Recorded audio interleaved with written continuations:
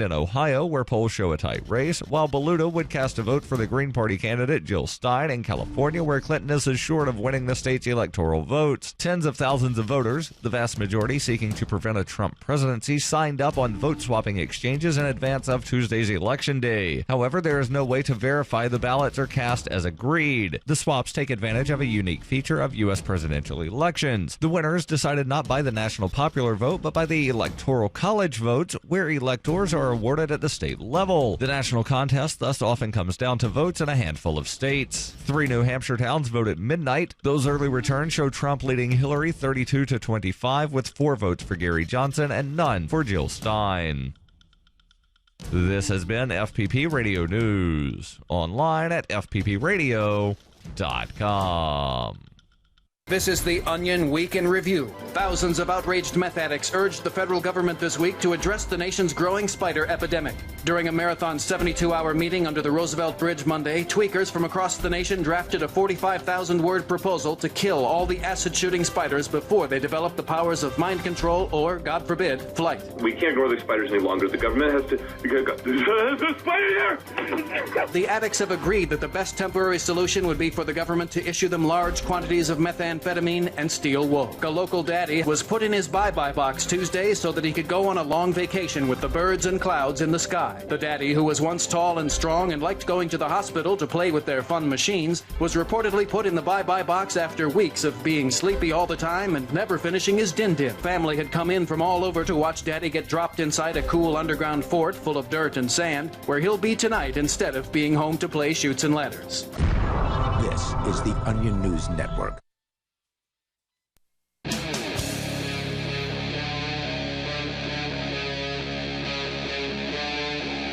Talk Live.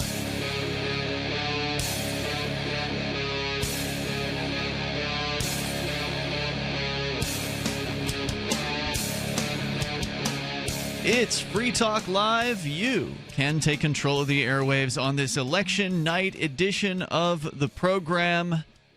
And with you, as usual, here on Tuesday night, you've got me, Ian, Cody, and Johnson. And, of course, you can bring up anything you want. I imagine some people probably will want to comment on the election, which, by the way, we did hear this morning that Guam had voted for Hillary Clinton. Now, we had a caller last night who was actually in Guam, and he informed us that Guam has, since 1984, correctly predicted the national elections. So there hasn't been an election since 1984, 32 years. Guam has correctly predicted it. They voted overwhelmingly for Hillary Clinton. So whether that will wash out for the entirety of the United States or not still remains to be seen. So, you know, as some of the results come in tonight, we might share that with you. I just got back from the polls myself. Was at the Keynes Ward 4 doing Election Day outreach. Johnson, you've done this with me in the past, and basically what we do is stand outside of the polls and ask folks if they're willing to take a one-question exit survey. The question actually has nothing whatsoever to do with the election. It has to do with whether or not people think the government is too big, too small, or just the right size. And as has been the tradition, the majority of the respondents think the government is too big. At least here in New Hampshire. I suspect other places you would get different results, like in California or New York or something like that. I definitely think that the government is too big, and we need Hillary to shrink it. Well, no one said that. But there was one guy who said he thought the government was too big, but then went on to say that people need a living wage. Yeah, no, this is the election of cognitive dissonance. This is the, you know. But most people saying the government was too big, which is usually the case. Of course, most people walked by or said they didn't have time, so we don't know what those people think. Only about 3 or 4 people said that the government is too small, and a couple, maybe like 15 or 17 of the ones I talked to said that it was just right. So I had I think I had like 30 or 50. I have to count it up again, but a lot of people said too big. So it's always nice to see that happen, and kind of the whole point of the process is to find people who think the government's too big so we can network together with those folks. That's what I just did. You can join us here. The toll-free number is 855-450-FREE. That's 855-450-3733. Literally just walked in seconds before we went on the air. So honestly, I don't even know what else is in the news today besides the election. presume there is something else out there. And we'll get to your phone calls and thoughts. You can bring up anything you want. Johnson, what was it that you wanted to discuss here tonight? Sure. I want to talk a little bit about tickets. Getting tickets. Not for... tickets like driving tickets, but tickets like for fun concerts, tickets. Events. Tickets that you would enjoy shows. getting. Yes. Yeah. Well, ticket scalpers, right? Everybody knows about ticket scalpers. Is people who buy tickets in advance and then sell them hoping to make a profit. Yep. They have a bad reputation. Critics deride them as malicious, as bad actors, and sometimes even deem them the primary cause of a purported nationwide bot epidemic. A bot epidemic? Yep. Meaning robots. Responding to fan complaints about the paucity of tickets, de facto monopolist Live Nation Entertainment points to the scourge of bots, software that allows scalpers to buy tickets en masse and resell them on secondary market sites like SeatGeek and StubHub. Instead of finding a solution on their own, though, ticket sellers want the federal government to do their policing for them. In July, Senators Jerry Moran and Chuck Schumer introduced the Bots Act, a bill that promises equitable consumer access to tickets. Whatever that means. Oh, no. The most recent Senate hearing on the issue featured compelling personal narratives about fans who weren't able to get cheap tickets to popular shows such as the hit musical Hamilton. But closer analysis of the legislation's details cast doubt on whether it truly would benefit fans. Indeed, it clearly misses several crucial pieces of the puzzle. Big surprise. A solution in search of a problem, the first question is obvious. Are ticket harvesting bots actually a significant problem? To be sure, those who seek to outlaw them are armed with anecdotes. Research from New York Attorney General Eric Schneiderman finds at least tens of thousands of tickets per year are acquired using bots. But given that tens of thousands, I mean, that's not a lot. No, that doesn't sound like a lot at all. I mean, if you think about think about like a big venue, right? Some sort of football stadium or humongous concert venue or whatever. There are tens of thousands of people who will attend one concert. Yep. If they're saying that tens of thousands of tickets in a year were purchased by bots on the internet, right? That's like probably a fraction of each concert that ever happens. I mean, right now, or not right now, probably not that many concerts on a Tuesday night, but in any given week across the United States, there are probably hundreds, if not thousands, of concerts and other, plays and other things that tickets might be sold for. Live Nation's Ticketmaster service sold 147 million tickets in 2012. Right. That's just Ticketmaster. Yeah. Even if bots acquired 100,000 tickets a year, that would still be significantly less than 1% of all tickets sold. For its part, Ticketmaster estimates that 60% of the most desirable tickets for some shows are purchased by bots.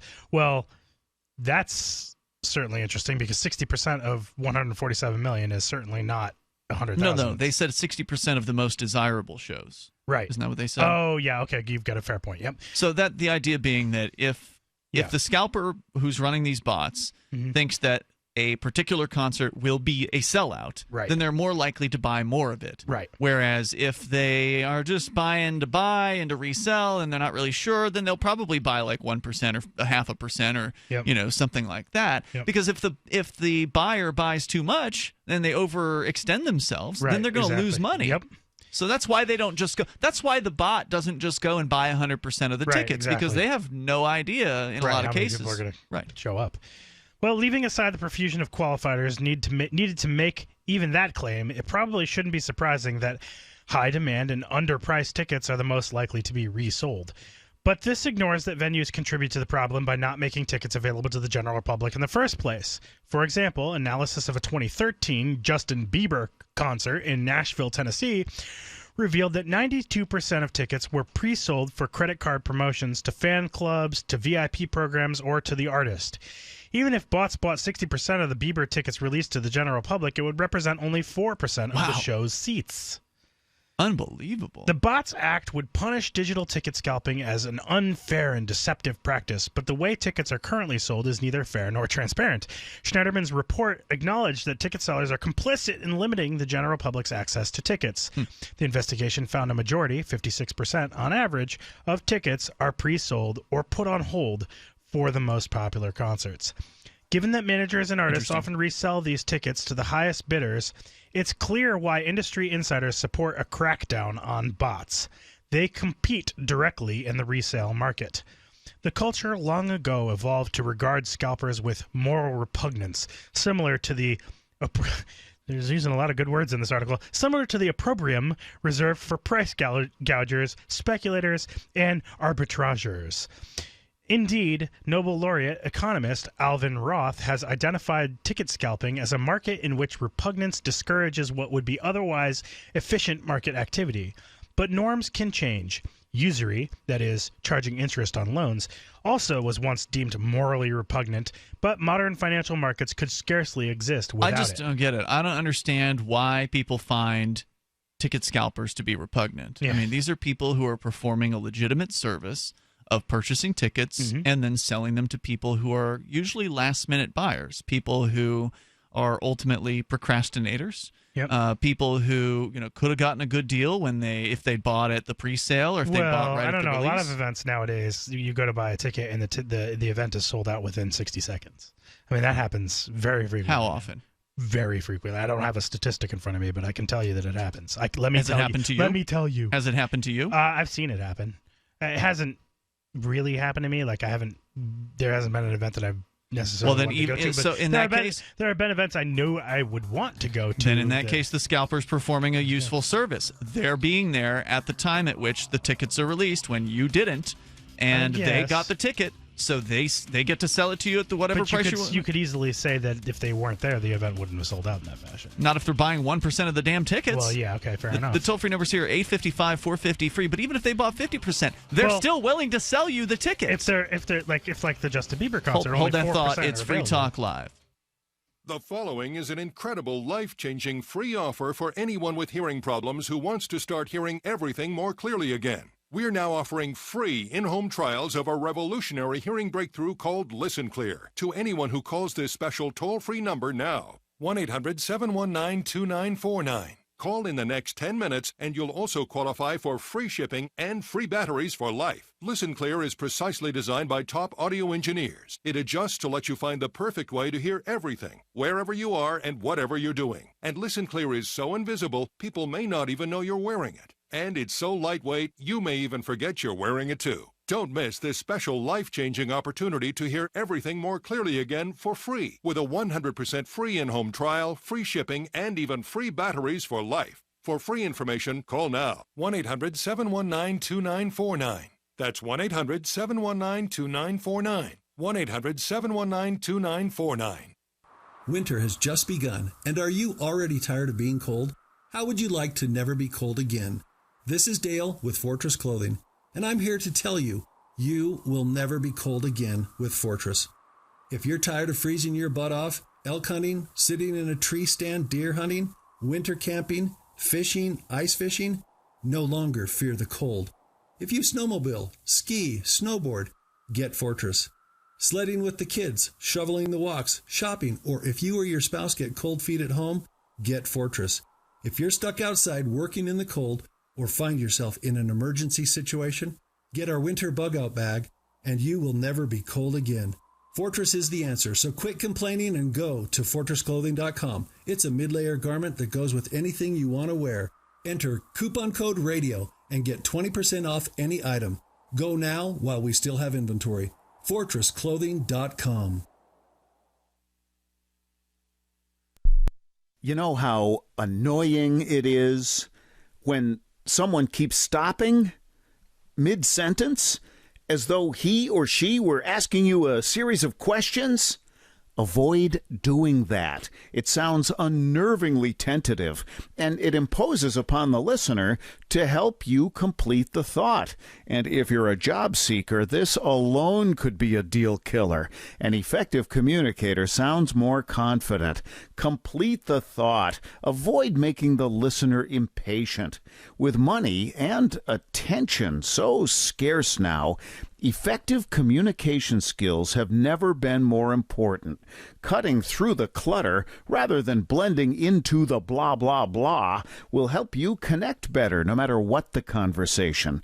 For more tips, hit survivalspeech.com. I'm Holland Cook. survivalspeech.com.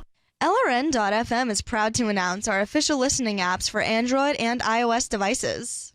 Now you can easily tune into our streams anywhere, anytime on your smartphone or tablet.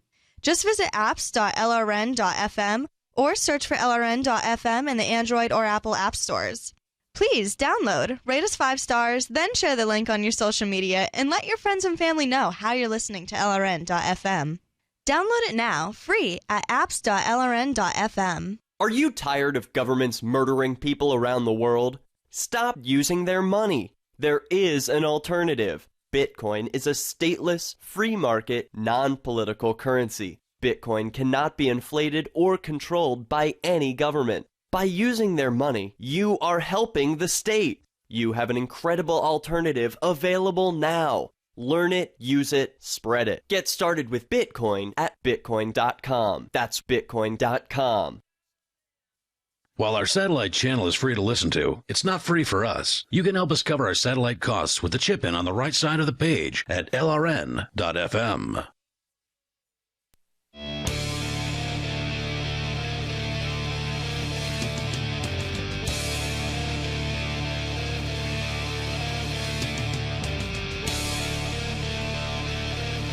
This is Free Talk Live. You're invited to join us on the radio waves here. The toll-free number, 855-450-FREE. Polls are closing on the East Coast as the United States goes into the most ridiculous election of my lifetime. Yep. So we'll give you the updates as they come in. There's going to be more of them as we get later in the show. We're only in our first hour here tonight. So we're actually talking about scalping. I want to get back into that here in a moment because I'm going to defend the scalpers here, and because I think it's a legitimate service that they're providing. We'll get into that, but I also want to let you know about Freedom's Phoenix. It's a liberty-oriented news aggregation site, and if you want the newest and freshest stories and perspective on current events from those who value liberty, then freedomsphoenix.com has it. Their daily dispatch is the best way to stay up to date on science, technology, historical findings, as well as government overspending, liberty news. Go get their free daily dispatch as well over at freedomsphoenix.com. That's freedoms with an S, phoenix.com. It's Ian, Cody, and Johnson in the studio tonight. Every time I hear that, I just want to be like, don't be fooled by the lamestream media, the news that's so last century. That's your Ernie Hancock imitation. So let's go to your calls and thoughts, and then more about scalping here in moments.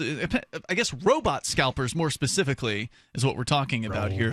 Scripts that go onto ticket-buying websites and purchase up tickets for the purpose of reselling them. Let's go to Rusty in Texas. You're on Free Talk Live. Go ahead, Rusty.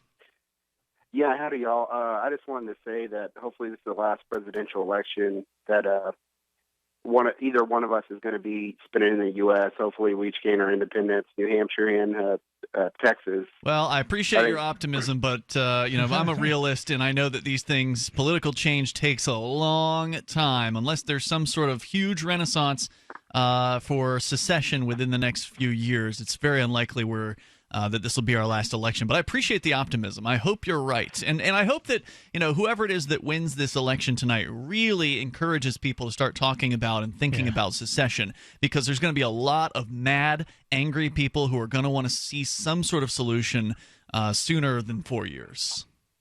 Well, I believe the Texas nationalist movement is expecting probably at least tens of thousands of signatures pledging their vote for Texas independence within the next few days, just based off the election results. Hopefully New Hampshire sees a increase as well as people interested in the idea of secession. The president, whoever's elected, isn't going to fix everything. It's just a carrot to dangle. If voting worked, they wouldn't allow us to do it, That's a good point. Probably be at least 3 more elections. That would be what I would guess, because Skynet's probably not going to come online until around 2029. That's the prediction. What's some interesting stuff, y'all? I just wanted to say, hopefully one of us gain independence, and I wish y'all luck tonight. And just my prediction, I think Trump's going to take it. I think it will be a surprise, and the media will be kind of kicked back, just showed how biased they are. But it'd be a shocker if that were the case. It would be a shocker. I just don't see it happening. I wish, I don't know. Like I just want to see like a complete drama show. Like that's all I want to see. Is I just want to see wailing and gnashing of teeth. Hey, Rusty, thanks for your call tonight. I appreciate hearing from you. We got Kyle out in Guam where it is morning time. It's 10 o'clock or something like that in the morning right now, right, Kyle? Yeah, that's correct. About 10:20. Welcome. I did open the show by mentioning that we did check the results for Guam this morning, and it looked like Hillary Clinton just overwhelmingly won Guam. Is that right? Yeah, she crushed it here, apparently. I mean, it was bad. I think within the continental U.S., I'm pretty sure Gary Jones is going to take it. He's doing all right so far in New Hampshire with only 1% reporting. He's got 6.6%, which is actually pretty high for a libertarian They only candidate. need the 5, right? The 5 to get the funding. No. What 10? you're thinking about there is national. There is a national funding available at 5%. Right. But I think he would have to get that across the whole country. Right.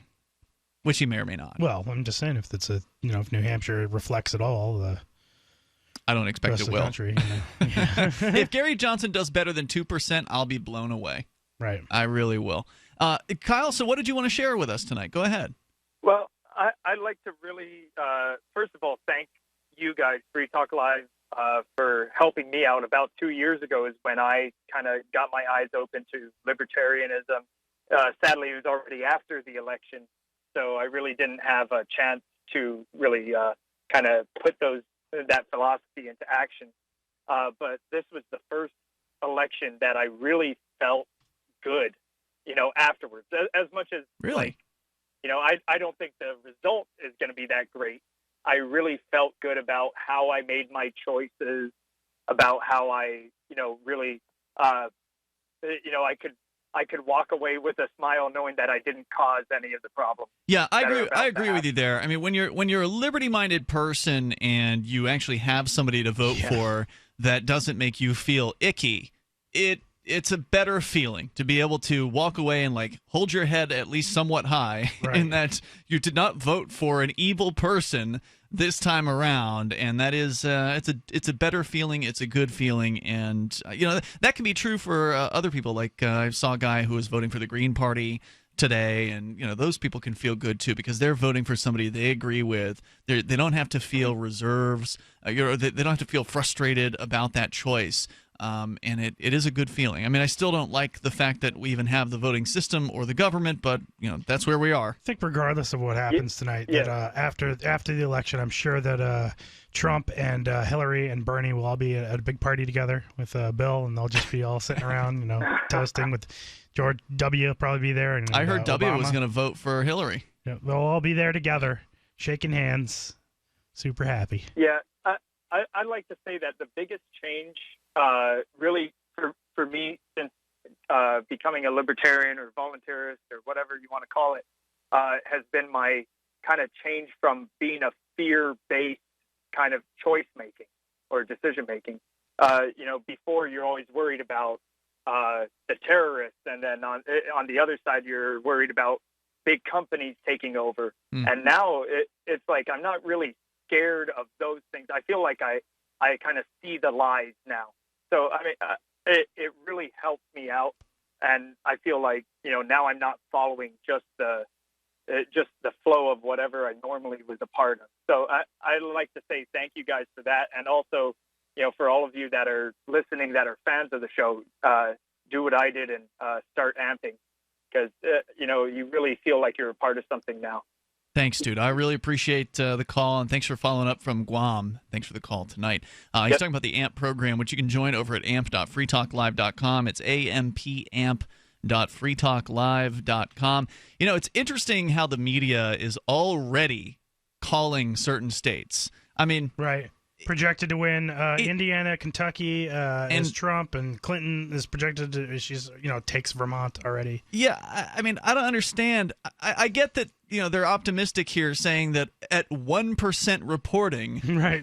in Vermont that Clinton has 53.9%. I guess they're just saying, well, what are the odds that it'll change at 100%? I mean, 1%? Can you really extrapolate anything from 1%? Malcolm Gladwell has this, thing called thin slicing. The first thing you get and you see is generally going to be the truth, out of you think so, statistics. All right. Yeah, it's probably true. It probably won't change. Odds are good. Yeah. Hillary Clinton's going to win Vermont. The toll-free number tonight, 855-450-FREE, but still, they barely had a chance to count any votes at this point. This is Free Talk Live, and you can bring up what you want. Want to build a maintenance-free, low and slow charcoal briquette fire that burns for hours for free? MeatMastersRadio.com will show you how to build a low-temp charcoal fire that's guaranteed fiddle-proof. It's easy and free. MeatMastersRadio.com teaches charcoal barbecue skills on new topics every week. Go to MeatMastersRadio.com. That's MeatMastersRadio.com. If you or someone you care about loves outdoor adventure, then check out slingbow.com for some unique holiday gift ideas. That's slingbow.com, where we have some innovative new products for the archer, hunter, or bow fishing enthusiast in your family. Now through January, use the promo code HOLIDAY to get free shipping in the U.S. or Canada. And from all of us at Slingbow Industries, have a safe, joyous, and peaceful holiday season. Free Talk Live. It's not just zoning rules, it's everything. It's true. It's everything. There's so many rules. So many laws. You can't possibly know them. It's physically an impossibility to know the laws. You know not to hurt other people. I don't need a law telling me to do that. But the rest of them? Totally inaccessible. It's true. It's written in legalese. If you don't have training in reading that crap, it might as well be a foreign language. And as you pointed out, it doesn't matter if you can read it. I thought I had them dead to rights. And these bureaucrats, they just like, no, we do whatever we want here at the zoning board. Yeah, that's right. And you'll kiss our butts. Peon. Serf. You'll slave. You'll do what we say. Yeah. Why label them citizens? Oh. Why not just call it what it is? You're a serf. You're a slave. Free Talk Live, 7 nights a week from 7 to 10 Eastern, live on the Liberty Radio Network at LRN.FM.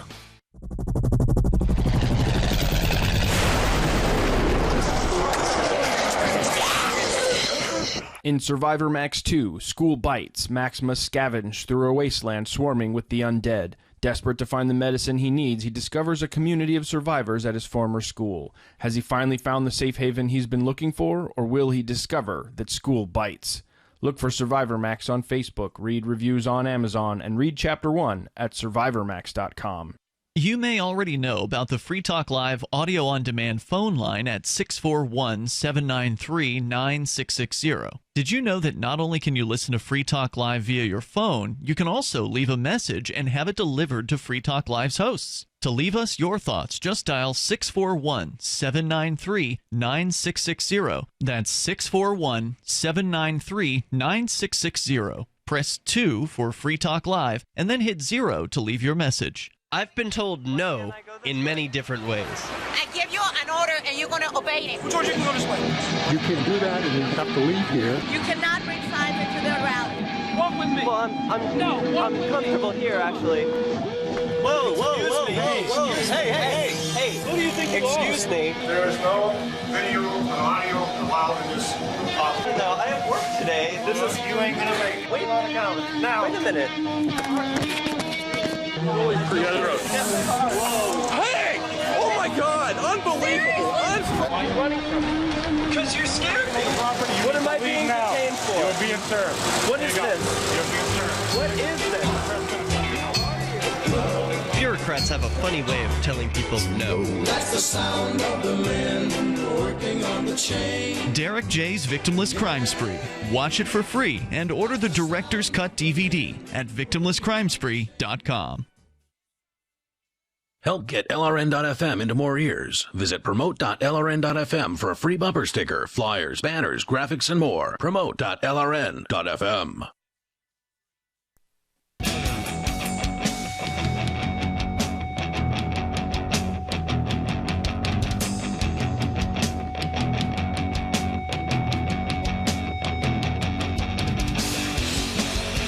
Talk Live. It is the live election night edition of Free Talk Live. With you in the studio, it's Ian, Cody, and Johnson. Coming up, for those of you who are tuned to LRN.FM, you'll be able to hear a special edition of Off the Air Live later tonight at 10 o'clock Eastern Time, which will be after the West Coast polls have closed. And so you can ring in whatever horrible election results there are with Cody O'Connor right up until midnight tonight. Yep. Eastern Time at LRN.FM. So that's still to come. Also, on the way here tonight, if we get the chance, if it's not wall-to-wall election-related calls, there's a crazy story. I mean, it's not that shocking, but Adobe, the company that makes all variety of computer software, now has a tool. Some people are freaking out about it, but when you listen to the actual edited results, you can kind of tell it's edited. Plus, I haven't even mentioned what it does. Sorry. The tool, after 20 minutes of listening to you, can make you say anything. Yeah. So we can get in. I'd like to talk about it because we knew this was coming, and I can't wait to play with it. Yeah, it does sound like fun. We'll get into that here. Also, Edward Snowden has revealed that for about a $30 cost, you can hack a voting machine. And apparently he showed how to do it. So we got that story as well. But we actually started the show out tonight with a story that you brought in, Johnson, about scalpers, and specifically robot scalpers. And you say, Domo arigato, ticketo scalper. What does that mean, Domo arigato? Domo arigato, it means thank you. Thank you. Okay. But it's a very famous song, Domo arigato, Mr. And that's Japanese. Mr. Roboto. I know the song, I just don't know what, I don't know Japanese.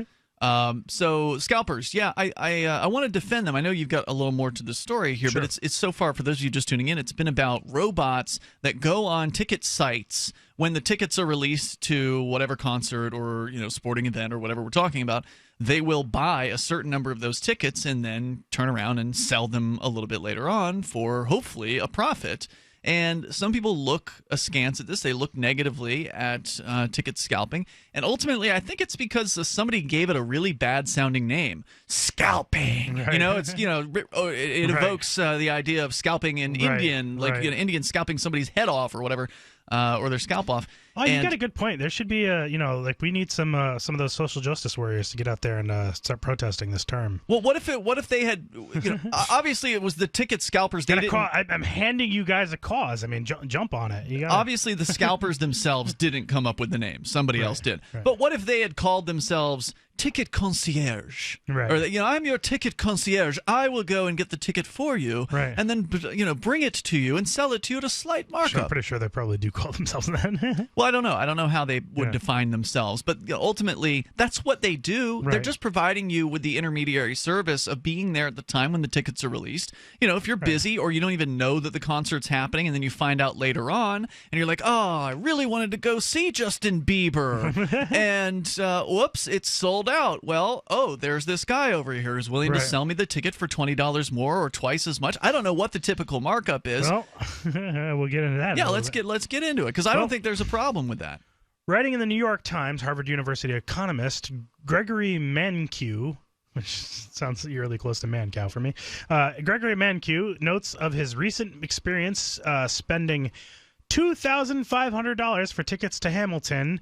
This is the musical on Broadway, that it was only because the price was so high that I was able to buy tickets at all on such short notice. Because it would have sold out otherwise. Right. Mankiw's tale illustrates a frequently forgotten fact, namely that tickets purchased by bots do end up in the hands of genuine fans. Mm-hmm. By making tickets available closer to the event date and by raising their perceived costs, scalpers are also able to help ensure that venues fill. When scalpers buy and resell tickets, they bear the risk of stale inventory so that primary ticket sellers don't have to. Like any investment, scalpers can lose money. When scalpers guess wrong, they have to sell the tickets at below face value. This allows the market to clear and allows consumers to buy at a price that better matches how much they value the experience. Tightening controls on ticket resellers would expose primary ticket outlets to a liquidity and seat inventory risk. Scalpers also help provide crucial market information to both venues and to consumers. The prices paid in the secondary market signal to venues when tickets are underpriced and concerts are undervalued. Secondary market vendors such as SeatGeek, for example, collect and share data on past ticket transactions to provide ticket cost analysis to vendors and fans. These services create value for consumers and shouldn't be suppressed. Because it would raise the cost of using bots, the Bots Act would leave fewer tickets available through services like StubHub and even Ticketmaster itself.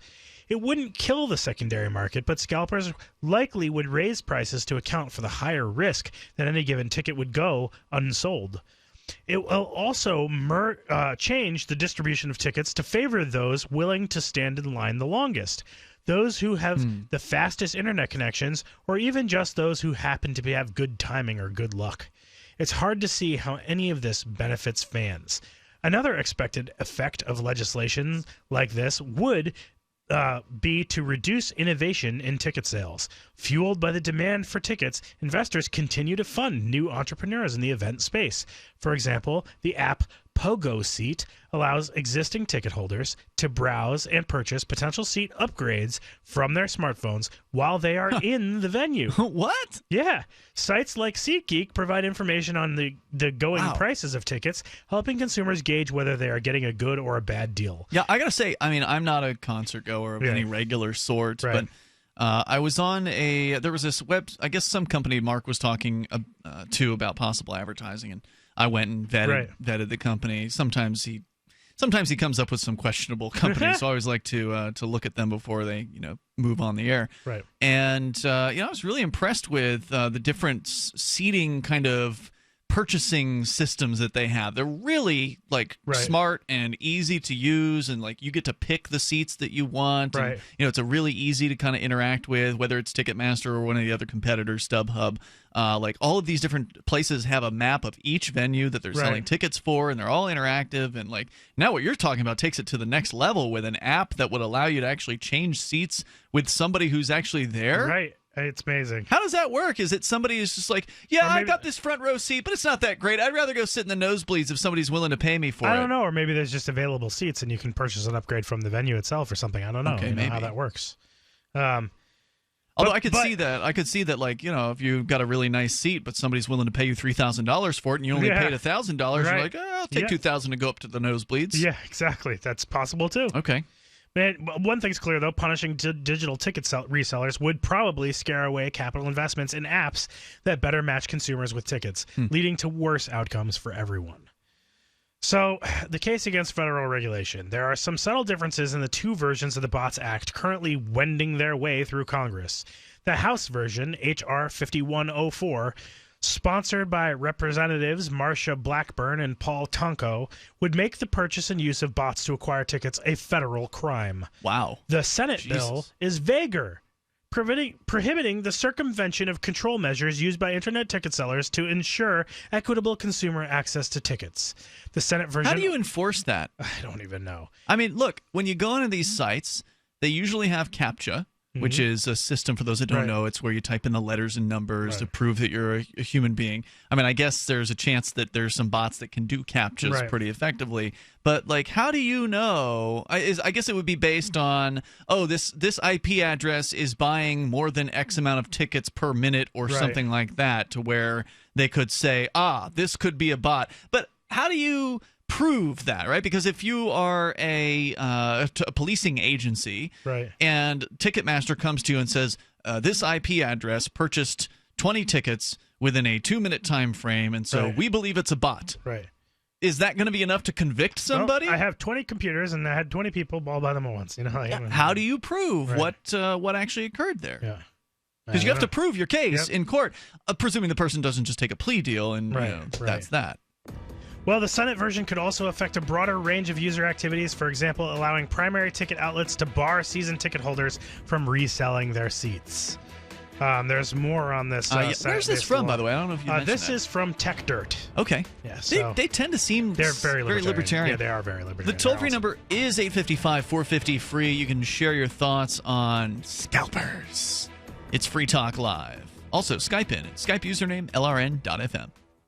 Retrievers, Labradors, Goldens are the main breeds that come through our door, but we'll train anything with 4 legs and a tail. My husband and I own a kennel. We train hunting dogs and also have a boarding and grooming business. Our dogs, they're athletes, and we feed them very quality food. You can't get enzymes in a commercial dog food because they cook it at such a high heat that so much important nutrition is just cooked right out of it. But adding Dinovite to their diet has every single dog in my kennel looking better than they have ever looked. DINOVITE.com. 859-428-1000. Dinovite helps them obtain that better nutrition that is hard to find in commercial foods. The omega-3 fatty acids, zinc. There's flaxseed oil, the seaweed, the kelp. They don't shed as much, and they're all over very healthy dogs. We tell everybody we know about Dinovite. DINOVITE. Dinovite's the bomb. 859-428-1000. 859-428-1000.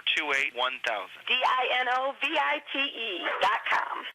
What would your life be like if you woke up each morning with new vitality, feeling better than you have in years, and you noticed a difference in your sleeping patterns, blood sugar levels, and had a sense of well-being overall? There's something that is changing thousands of people's lives, and you could be one of them. It's called Heart and Body Extract. Sharon Harris, co-creator of Heart and Body Extract, talks about the positive effects of Heart and Body Extract. What happens with the formula Heart and Body Extract is it's giving the body the necessary vitamins, minerals, amino acids, enzymes, and phytonutrients so the body will heal itself. And yes, the body does have the ability to balance blood pressure, balance cholesterol, clean and unclog the arteries. It can also work on balancing the circulation for diabetics. So the body is an amazing thing. It simply needs some help so it has the tools to heal itself. Heart and Body Extract gets results. To order your 2-month supply, call now, toll free at 866-295-5305. Order online at hbextract.com.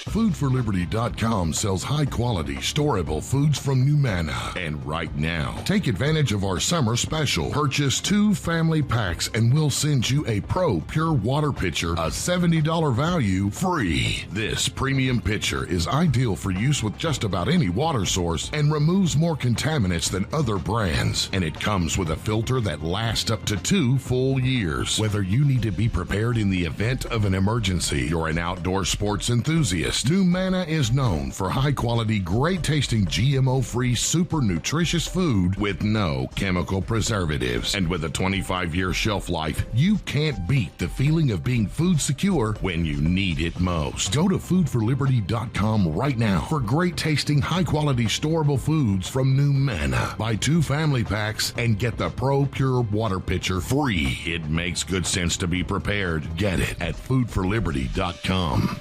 DVD, books, music, instruments, periodicals, computers, software, electronics, photo, cell phones, office products, home and garden, bed and bath, furniture, kitchen, pet supplies, automotive, hardware, apparel, shoes, jewelry, grocery, healthcare, sports and outdoors, toys, games, used, and more. It's a department store at your fingertips. Shop.freetalklive.com. Get all your shopping done, get a great deal, and a portion of your purchase goes to benefit Free Talk Live when you enter Amazon via shop.freetalklive.com.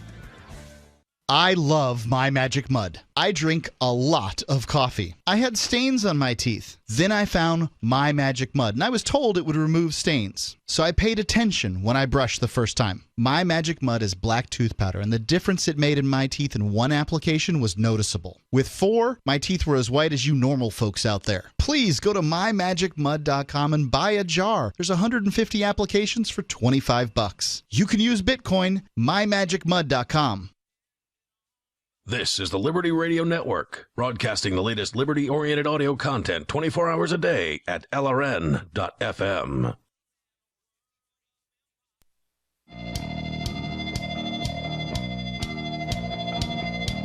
It's Free Talk Live, and you can bring up what you want.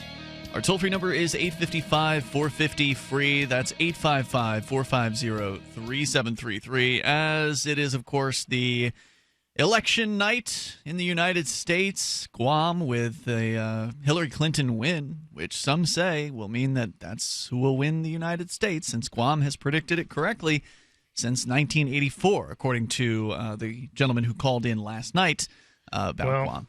Currently, Trump has 8 times the Electoral College votes as Hillary right now, according to Politico. Yep. Politico.com, usually the best site, in my opinion, to follow along. They've usually got a good breakdown. You can actually drill down to like the county level and look and see who voted how and wherever. So we'll keep an eye on the voting. I would say, though, by the way, what I just said was just complete meaningless nonsense, just to sort of call into example how meaningless those kinds of things. He's got 8 times the electoral votes because they've called 3 states and they've only called 1. And they're calling them at 1%. Right, exactly. So, I'm not sure about that, but we'll see. And the states that they've called were already clearly red states, and the, right state that was called for Hillary, Vermont, is, clearly a blue state. So we can talk more about that as the night goes on, but we've been discussing scalpers, specifically robot scalpers of tickets, event tickets, venue tickets, concerts, sporting events, whatever we're talking about here. Right. There are these people who have robots, these scripts that they run that will snap up tickets as soon as they're released, and then they will sell them as the event gets closer to procrastinators. Yep. And you know what? I think that's a valuable service. A procrastinator is someone who will have to pay more because they didn't get it early. They could have been there when the tickets were released, but they weren't because they weren't sure if they wanted to go, or maybe they just didn't know if they wanted to spend it. Well, now they're going to have to spend more because they were later. And I say these people are providing a valuable market service, but the federal government and some of the people there are trying to crush scalpers by passing legislation, which it's proposed legislation, correct? There's a House and Senate version. It hasn't passed yet. I wouldn't mind seeing these ticket venues themselves say that, have some sort of instated rule or be, if they were trying to do this themselves, these ticket venue sales, and like the government were helping them to do that. But if they were to say that the ticket scalping has to be delayed for, 5 hours or a day or 24 hours after the ticket sales go on sale from the primary venue, the primary ticket sale holder, so that bots couldn't be used to snap up the tickets within the first 30 seconds of tickets going on sale. Like if they know it's going to be a popular event, why do the ticket sellers? I see that as kind of a problem, that some of the scalpers are able to get in and just take the tickets, raise the prices. It's. I mean, maybe it's a market service. I don't know. You were saying earlier was that it's not the scalpers who are really at fault here. The venue or for underpricing the tickets. No. The promoter, or the venue, or whoever it was, basically holds on to 90-something% of the tickets and then only actually releases 4% to the general public to purchase. So that's a problem right there. Of they're purposely restricting the marketplace for these tickets in order to increase the prices of them. Well, so you can't blame the scalpers for being smart enough to get in there and buy a few of them up. I mean, that's just good business. Yep. If somebody puts a product out, look, it's the same thing with Furby. Remember the Furby? Remember the Tamagotchi? Yeah, remember Furby. Tickle Me Elmo? Okay, before the internet was huge, there was I remember when I was in retail, and you are now in retail, Cody. You're working at CVS, so I don't know if you're going to experience the same phenomenon, because I don't know if CVS is going to carry whatever the hot toy is. But there's always a hot toy in the Christmas season, whatever it is. It's something different every year. Not the hot toy anymore. Was that something from South Park? Elmo's not the top toy Elmo. anymore. Elmo. I Elmo don't think just so. wants a hug. But Elmo's probably always going to be popular. But regardless, there was there's this phenomenon where parents will go in, they'll fight over the last Elmo on the shelf. There were literally fist fights. It didn't happen at my store, but you hear about these things happening. Parents fighting, struggling over control over the last few remaining toys, and then you start seeing them show up on eBay. So there are people who are smart enough to see the trend. We used to know a few people that would be smart enough to do that. We used to know them? Yeah, there were some people who lived here in Keene who would buy things up at the holiday season, snap them up if they saw a deal, and resell them on eBay and other sites, and that's make the same fantastic thing. Profits, right? That's exactly. the same thing. So should there be a rule against that? Oh, you can't buy something the first day if you're intending to resell it? I remember, one of the guys told me about seeing some Texas Instrument calculators on sale for $15 or $30, at Walmart, and he bought 50 of them or something. What, like graphing calculators? Yeah, graphing calculators. I remember when those were $100. That's what they sell for, and for some reason they were on sale at Walmart for $15 or $30. He's like, okay, well, they're mine now. Yeah, and go online and mark them up twice as much. And it was more. He marked them up way more than twice as much. But yeah, that's so same thing. Why is it different for tickets? He marked them up to the market value. They were being sold at under market value. Well, and if somebody's willing to pay twice as much for a Justin Bieber ticket, then that's the market value for it. So why is there any difference? Right. It's because you don't call it a Tickle Me Elmo scalper. Right. They don't have the same, negative connotation that goes along with it. Anyway, let's go. Elmer doesn't want to be scalped. Leave Elmer's scalp alone. It would make a fun video if somebody actually did scalp. There's a video where they took him and they put Elmo behind a jet engine. That's an interesting video. Okay. Anyway, the law would empower the Federal Trade Commission to police compliance with the terms and conditions of private contracts. That sets a dangerous precedent. Under Senator Schumer's vision, the Federal Trade Commission would target websites that assist in selling digitally scalped tickets, issue cease and desist orders, and level fines in the millions of dollars for unfair trade activities. In practice, the law would grant the entertainment industry a hammer to smash its competition in the resale market. But little effort has been made to explain the case for federal involvement in an area in which state enforcement has long been proven more than adequate. More than 30 states have scalping laws, and 14 states ban the use of bots in ticket purchasing. Furthermore, ticket fraud and other coercive activities are already illegal under criminal law. A federal criminal statute would be both redundant and excessive. For that matter, the industry appears perfectly capable of handling this issue on its own. Venues and primary ticket holders can and do recover tickets from individuals who purchase them in violations of the terms and conditions. Okay. In 2007, Ticketmaster successfully sued software maker RMG Technologies for $18.2 million over programs designed to circumvent anti-scalping measures. Companies also spend big sums hiring machine learning experts to outwit the bots. The Bots Act would shift these enforcement costs to the federal government and ultimately to the taxpayers. There are simpler solutions. Basic economics dictates the easiest way to minimize scalping is either for venues to raise ticket prices or for artists to have many, many more concerts. The secondary market for tickets exists only because the venues and artists routinely underprice and undersupply tickets. If artists truly want their fans to have access to lower ticket prices, they can hold concerts over consecutive nights or schedule them at larger venues. Increasing supply for the most popular concerts will shrink the secondary ticket. Country singer Garth Brooks chose to add concerts to cities based on demand. His decision to disrupt the way the concerts are scheduled made him the highest-paid country performer in 2016. Wow. Ticketmaster had also begun to price tickets based on supply and demand and holds its own auctions. Major League Baseball instituted dynamic pricing in 2013. The Ultimate Fighting Championship circuit uses dynamic pricing, making it more difficult for resellers to make a profit. These are much more direct ways to overcome inefficiencies in the ticket market. The Bots Act would lock the industry into its current practices, effectively protecting insiders' business models at the expense of competitors and consumers. Live Nation controls... That's what the government does best. I mean, protecting the existing and business messing with markets and just ruining markets. Right.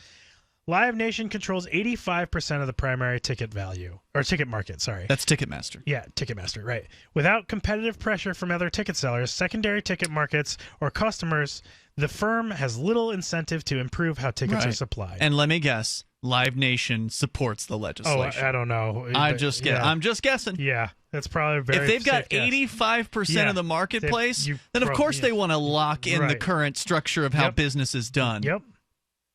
Efforts to criminalize bots draw attention away from larger conversation about how venues misallocate tickets in pre-sales. It also detracts from important policy questions about the role of government in enforcing private companies' terms and conditions. If Congress is genuinely interested in benefiting fans, it should allow entrepreneurs to find better ways to match consumer preferences and empower fans to choose how tickets are sold. Yeah, well, Congress doesn't care about that. So I guess they're not interested in the fans. Should we place bets now on how soon, if this law goes into effect, we'll be buying tickets in Bitcoin through Cell 411? I mean, they're not going to stop that secondary ticket market. Even there's if they always if they do try and lock that in place. Yeah, of course. I mean, you're right. I mean, that's because the market will demand those tickets, and the scalpers will find a way. Yep. They'll find a way to get them. And that just means they'll raise their prices even more. Right. So if it becomes more difficult to acquire tickets for scalping, well, then guess what? The scalpers are going to charge more for those tickets. Right. So what they might end up doing here is not only protecting Ticketmaster, but also ensuring scalpers make more money on the tickets they can acquire. Yep. Hour 2's coming up. You want disruption? You got disruption. Cell 411, the world's most disruptive and empowering app, knows you want ride sharing with payment options for cash, Bitcoin, silver and barter, as well as credit cards. And they know you want more than promises. Cell 411 delivers. The same great emergency management app, now with ride sharing. Freedom to travel is a right. You don't need big business telling you how to do it and taking fees. Go to the App Store now and download Cell 411 and get riding. If you had one day to teach someone economics, what would you say? We would say that innovation and prosperity requires economic freedom. Visit fee.org/courses and check out Economics in One Day, a crash course in free market economics that you can present to your community. For over 70 years, the Foundation for Economic Education has been a champion of liberty.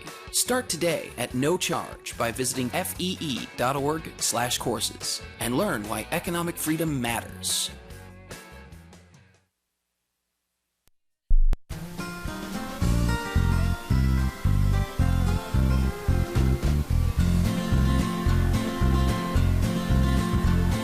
On the second Saturday of every month, the Texas Republic Congress meets in a joint session.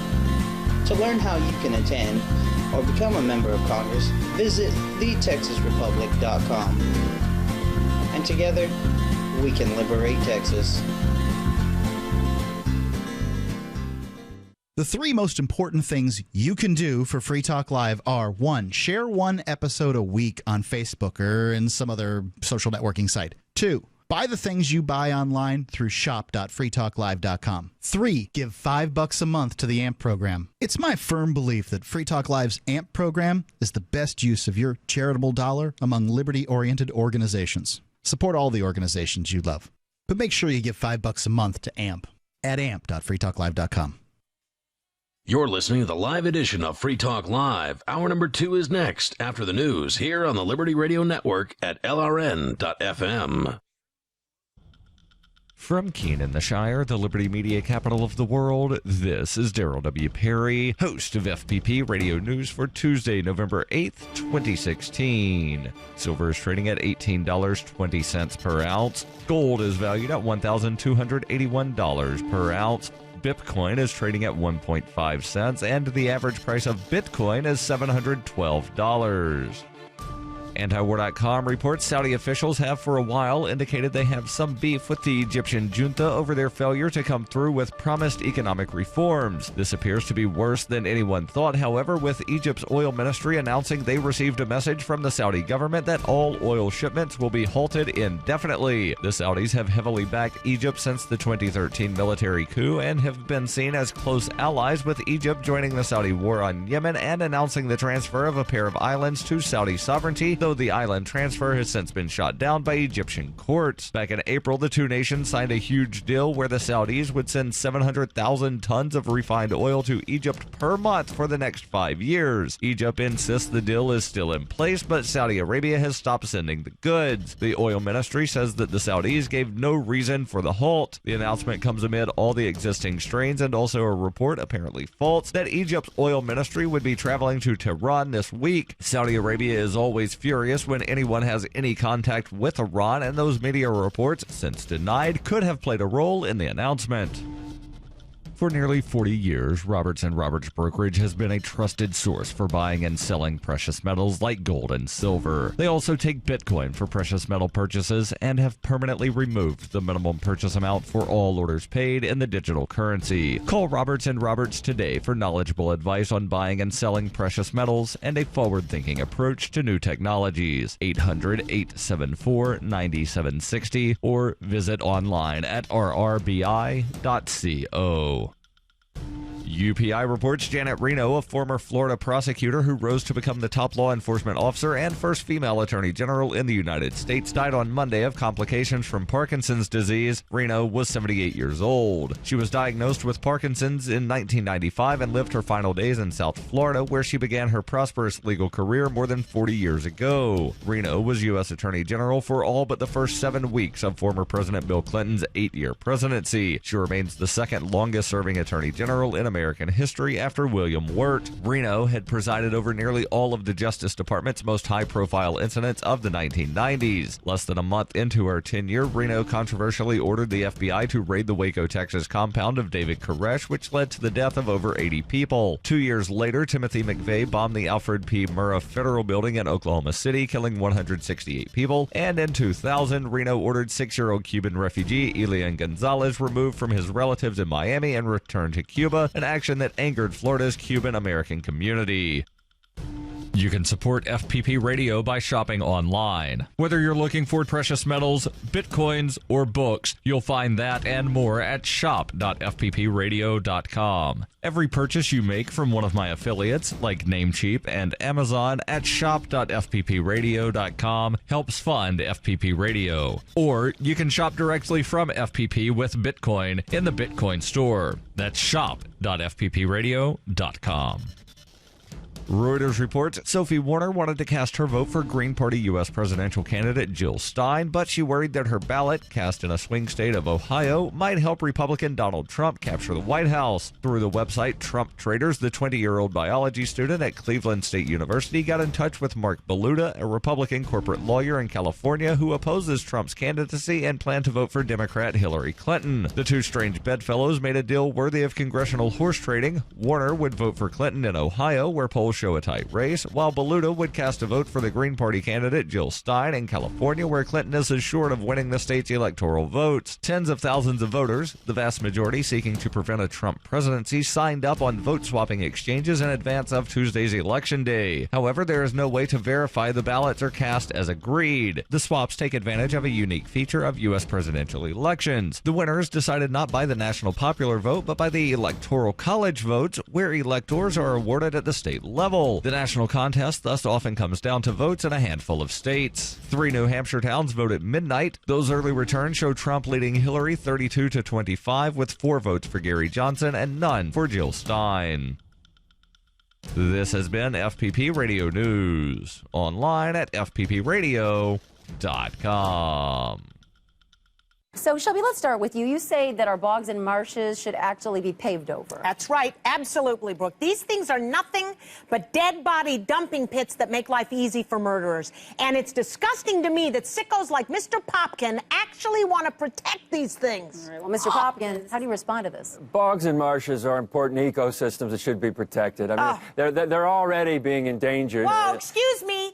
As long as these human landfills remain open for business, what we're essentially saying to the criminal element is, sure, do whatever you like, and throw the evidence here in this federally protected black hole. I testified before Senator Chuck Grassley, who wanted to lift federal protection on these lands, and what I told him is exactly what I'm going to tell you now. And where is Chuck Grassley right now, sir?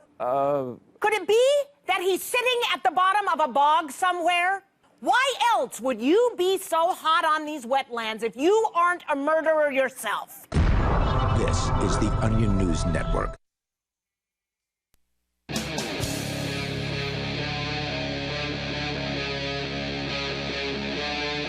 Free Talk Live.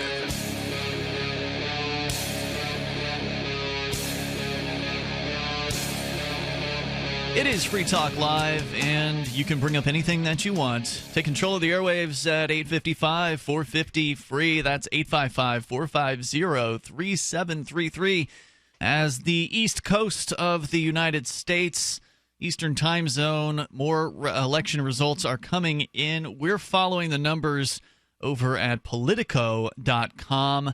Now they're calling more states. Several more states have now been called for Hillary Clinton, totaling up her electoral votes to 44 over Donald Trump's 31 votes. So, again, you know, it's hard to really say early on who's going to win anything, but we do know that Guam voted for Hillary Clinton, and historically, since 1984, Guam has correctly predicted, even though their votes don't actually count because Guam doesn't have any electors, their votes have been very accurate in predicting who wins the election. So you can share your thoughts with us here tonight. You can bring up anything that's on your mind. Our toll-free number is 855-450-FREE. In voting-related news, Edward Snowden has shown how easy it is to hack into a U.S. voting machine with a cheap memory card. Sorry, I'm just reading on political. Clinton wins Massachusetts presidential race. 0% reporting. What? Well, I mean, it's Massachusetts. I mean, obviously. yeah, but still. Edward Snowden has shown his 2.4 million Twitter followers a video in which experts were able to change the number of votes for each candidate in the voting machine's memory and also alter the paper trail backup. According to the story, he said that hacking individual machines would be easy, but election officials would probably be able to detect the fraud after polling day, which could be crucial if the result is contested. Snowden said that researchers just demonstrated how to hack the official vote count with a $30 card. He said little time to patch this vulnerability, but can still forbid use of this model, run statistical analysis after polls close on rest to ID outliers. He added, hacking voting machines, not that difficult. Hiding a secret deviation in votes from after-the-fact statistical analysis, nearly impossible. So what he's saying is that if you hack the voting machine, that could be detected and likely would be detected later on in analysis after the fact. The revelation comes as millions of Americans vote for the president today after the ugliest campaign in living memory, including claims by Donald Trump that the election is rigged. In many U.S. states, voters record their choice by pressing a button or a computer touchscreen. Now, researchers at security firm Cylance have exploited a shocking vulnerability in one popular model of voting machine, the Sequoia ABC Edge Mark I. It was widely used in 2008, and this year will still be used to tally votes in 13 states, including swing battlegrounds Arizona, Pennsylvania, and Wisconsin. The video shows how the experts were able to hack into the machine using a PC memory card costing about $30. In a few steps, they were able to make votes for one candidate count as votes for the rival. They also easily changed the names of the candidates and other details. Right. So if you wanted to, you could hack in there and change Hillary Clinton to Doge. Right. If you wanted to. They inserted a modified PCM CIA flash memory card into the machine and restarted it. The altered and false data was retained in the system on relaunch and was also transferred to a printed paper version at the click of a button, making the results appear genuine. Cylance said, quote, with access to the physical machine, we were able to produce a forged update with false voting data. The company's chief executive said it was not only this model that was vulnerable, but anything that uses a touchscreen and a compact flash model. Asked about the likelihood of such an attack on Election Day, he said, quote, we don't have the threat intelligence to say it's going to happen, but we know it is quite easy and possible to do.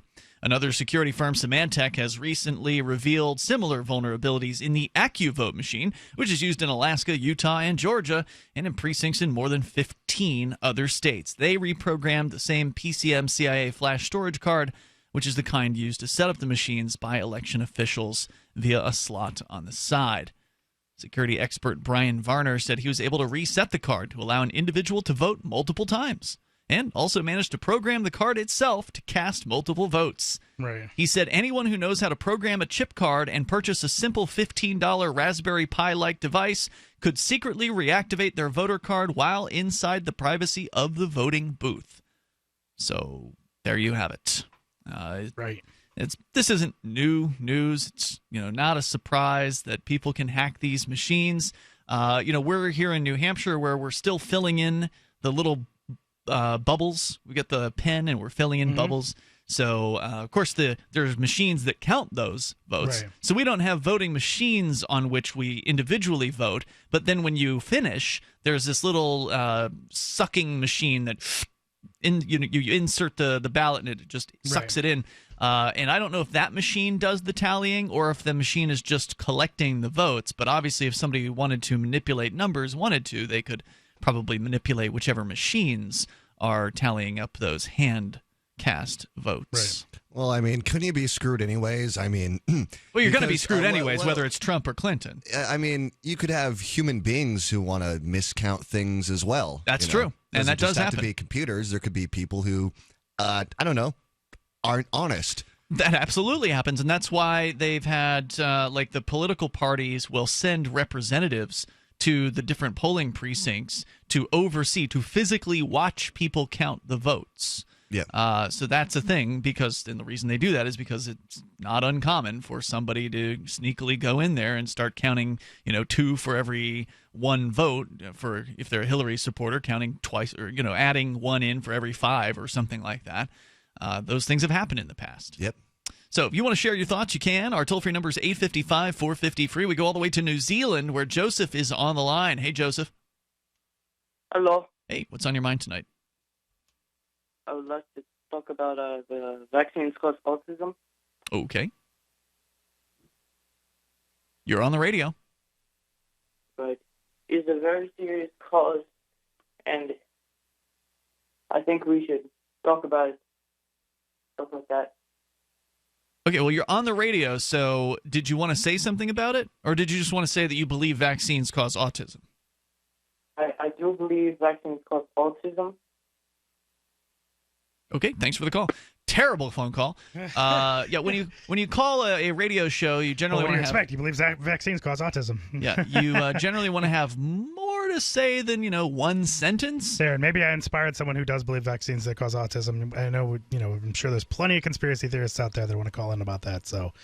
I would love to hear a compelling ridiculous. case. I would love to hear a compelling case and maybe a debate. Well, there's a lot of people who have a personal story of somebody who has autism who got, vaccinated. Of course, correlation is not causation. Because basically almost everyone gets vaccinated. So, Pretty when much. you have basically 100% of the population getting vaccinated for the most part. Yeah. A few people got it. Oh, we have like 12 people that got autism, so it must have been the vaccine. Like, what? Because it happened right around the same time. Oh, you mean when people develop autism, you mean right around the same age that they get vaccines? Oh, okay. So that's obviously clearly. Look, I get the concerns about vaccines. If I were a parent, and I'm not, I've got a vasectomy, so I don't have to worry about making these choices. But if I were a parent, I don't blame a parent who's like, whoa, I don't want to inject my kid with all that crap. And they've got more vaccines now they've got more of them now than when we were kids too. So they're really loading them up. The other thing that they do that I think that if I were a parent I would do is I would say, don't inject all the vaccines at once, you idiots. Spread them out. Right. And that's one of the things that really kind of weirds me out. Yeah, that's weird. It seems like you're really loading up a little kid with a whole lot of what are basically dead strains. I have my immunization records, and they are spread out. They're over like a course of like a year, a couple years. Yeah.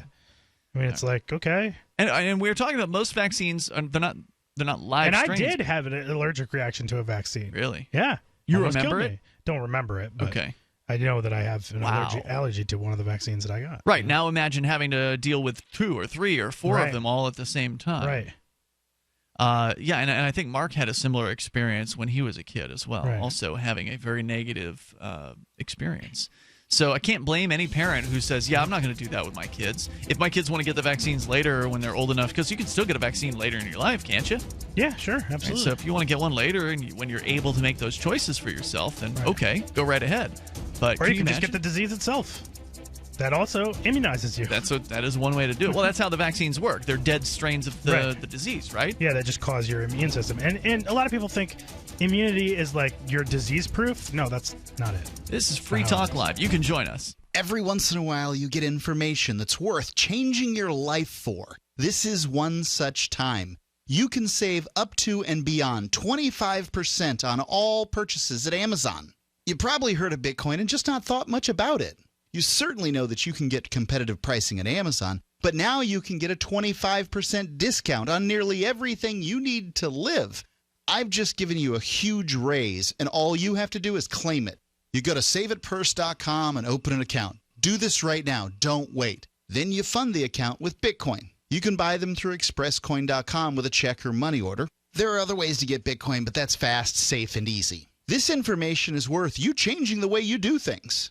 Go to saveitpurse.com right now, get signed up, and cash in on the huge raise I'm offering you. 15 to 25% off of everything at Amazon through saveitpurse.com.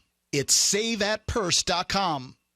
For over 5 years, you've been hearing about the Berkey guy, so you may know a few things about him. For example, you are well aware of the superior quality and effectiveness of Berkey water filters and accessories. But did you know the Berkeys have had independent lab tests done to prove just how effective they are? It's true, and he can email you the test results. Just visit goberkey.com. You may also know that the Berkey Guy has helped tens of thousands of people get better prepared. Now here's something you may not know. GoBerkey.com has amazing specials and deals all the time on a wide variety of survival and preparedness products, most ready to ship same day. Visit the Berkey Guy at GoBerkey.com and be sure to click the red Products on Sale Now button. You can always call toll-free 877-886-3653. Again, that's 877-886-3653.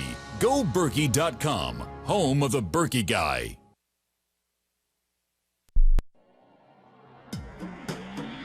Free Press Publications is an independent, alternative media and publishing company founded in June 2009 with the mission of ensuring a free press for the freedom movement and is committed to spreading the message of peace, freedom, love, and liberty.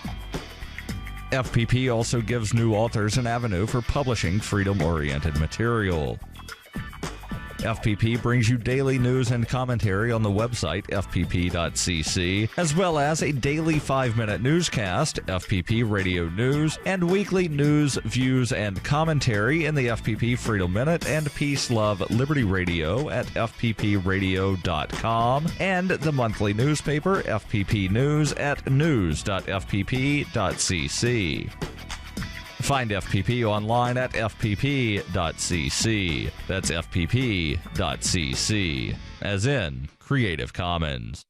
Did you know you can watch Free Talk Live during our live shows 7 days a week from 7 to 10 p.m. Eastern via our studio cams at cam.freetalklive.com? Plus, you can chat with other listeners while you watch, all totally free. Now that our live video stream is hosted by YouTube, our video archives will be online even faster. So be sure to subscribe to our YouTube channel. Listen, watch, and chat all free at cam.freetalklive.com. That's cam.freetalklive.com. This is your Robertson Roberts Brokerage Daily Precious Metals Update. In early trading Tuesday, gold is even at $1,282 per ounce. Silver is 15 cents higher at $18.39 per ounce. Bitcoin is trading at $710 US. Yesterday's drop in metals ahead of the U.S. elections has created a great opportunity to buy on the dip. To take advantage, call Robertson Roberts Brokerage today at 800-874-9760 or visit us online at rrbi.co. You can sign up to receive the latest about the Liberty Radio Network via our email updates at updates.lrn.fm. That's updates.lrn.fm.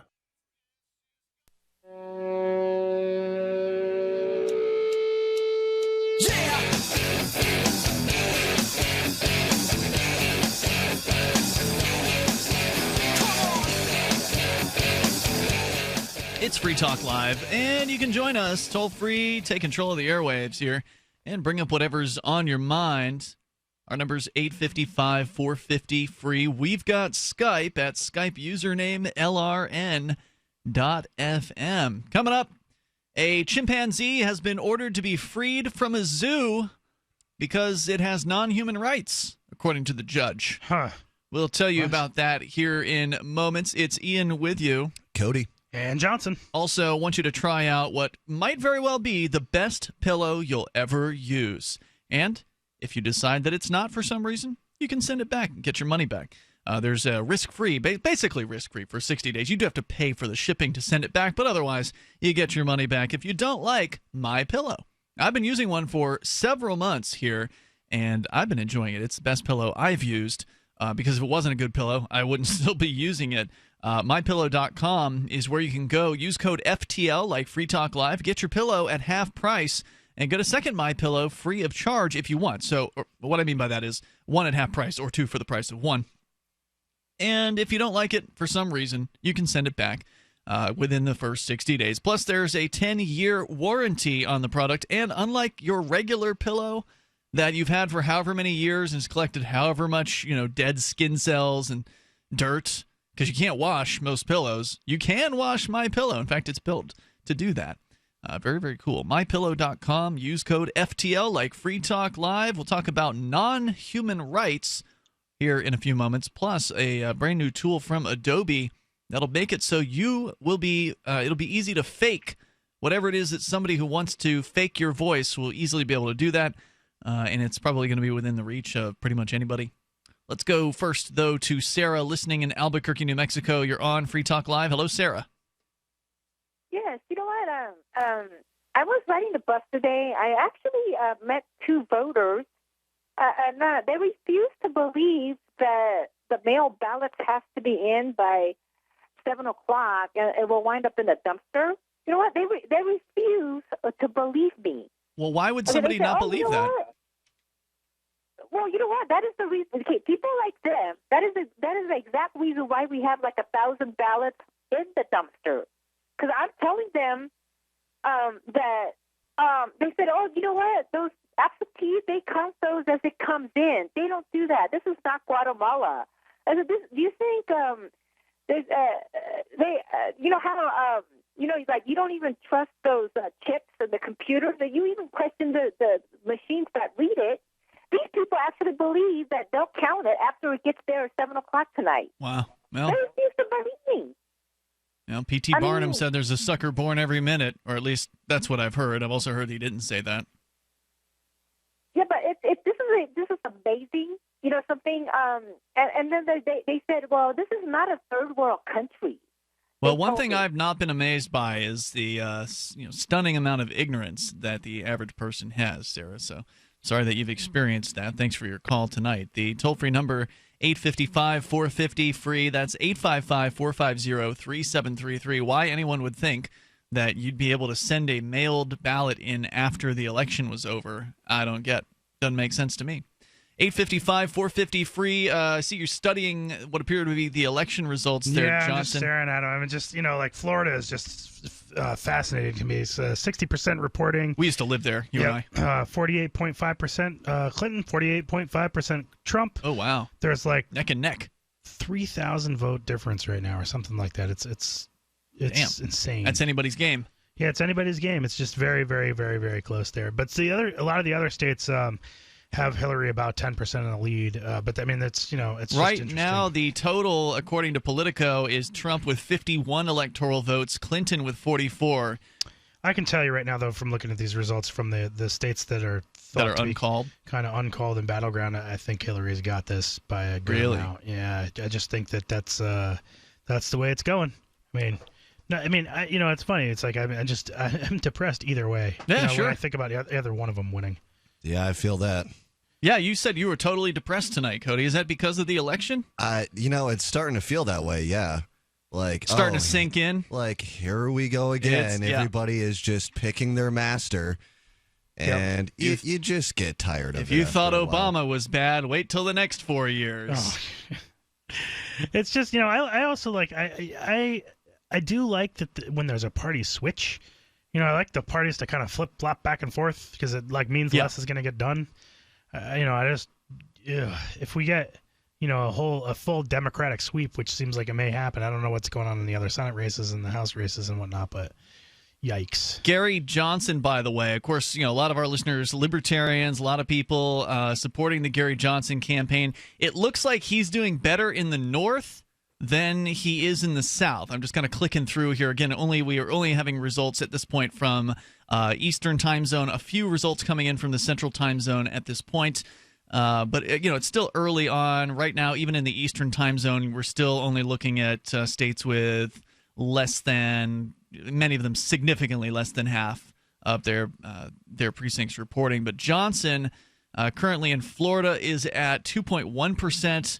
In Georgia, he's at 1.9%. In Alabama, at 0.9%. South Carolina at 1.5%. So he's not even cracking 2%. Clearly, in the Johnson South. is spoiling the election in Florida because he's 2.1. Are people saying that about him? No. I mean, they've been saying that he's going to, that any third-party candidate, they always say that the third-party candidates are spoilers. Yeah, but one of the funny things this year was it used to be that they would say about the Libertarian that they would take votes from the Republican. Right. This year, they're claiming that he's taking votes from Clinton. Right. So which is it? Right. Well, it's neither. The truth is the Libertarians take votes from everywhere. They take votes from Republicans, Democrats, Democrats and people who've never voted before, or people who've been so burned out on voting that they finally heard about the Libertarians and they got excited enough to come back and actually vote. As you move up the eastern seaboard, Johnson starts to do a little bit better. In Virginia, he's got 3%, 2.5% in North Carolina. And again, these are not final numbers in any way, shape, or form. 2.8% in Kentucky. 3.5% in West Virginia. Ohio, he's at 2.5. Pennsylvania at 0.5. Let's see, going on here, 1.5 in Maryland. New Jersey, he is at... Oh, there's nothing reported in Jersey yet. There's no reporting in Jersey, but they've called Jersey for Clinton. 0% reporting. They've called it for Clinton. And in New Hampshire, he's doing the best that I've seen so far at 4%. So it looks like Gary Johnson, if you base, if you're going to base your extrapolation here of data off of what is already available, it looks like he is not going to hit 5% nationwide, which means the Libertarian Party is not going to get their treasured for what I know, government money. Trump needed to win Florida, he needed to win Pennsylvania, he needed to win Michigan, like some of those states, in order to take the election to get the requisite electoral votes. And Hillary's currently with zero. How is it that she's got 80% of the votes if there's 0% reporting? That's so strange.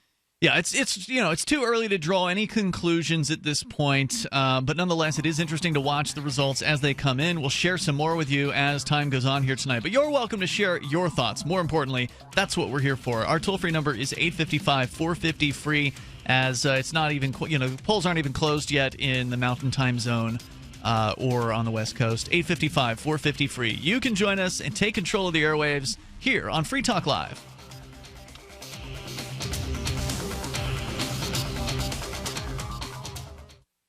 ProPure water filters, making water great again. Taste and feel the difference with state-of-the-art filter technology. Pro 1 G2.0 and Pro Max filters are independent lab tested to NSF standards. Choose from Gravity, countertop, pitcher, shower, and inline filtration products. There's a ProPure for you. Buy risk-free today. Visit your authorized ProPure dealer for details or ProPureUSA.com. That's ProPureUSA.com.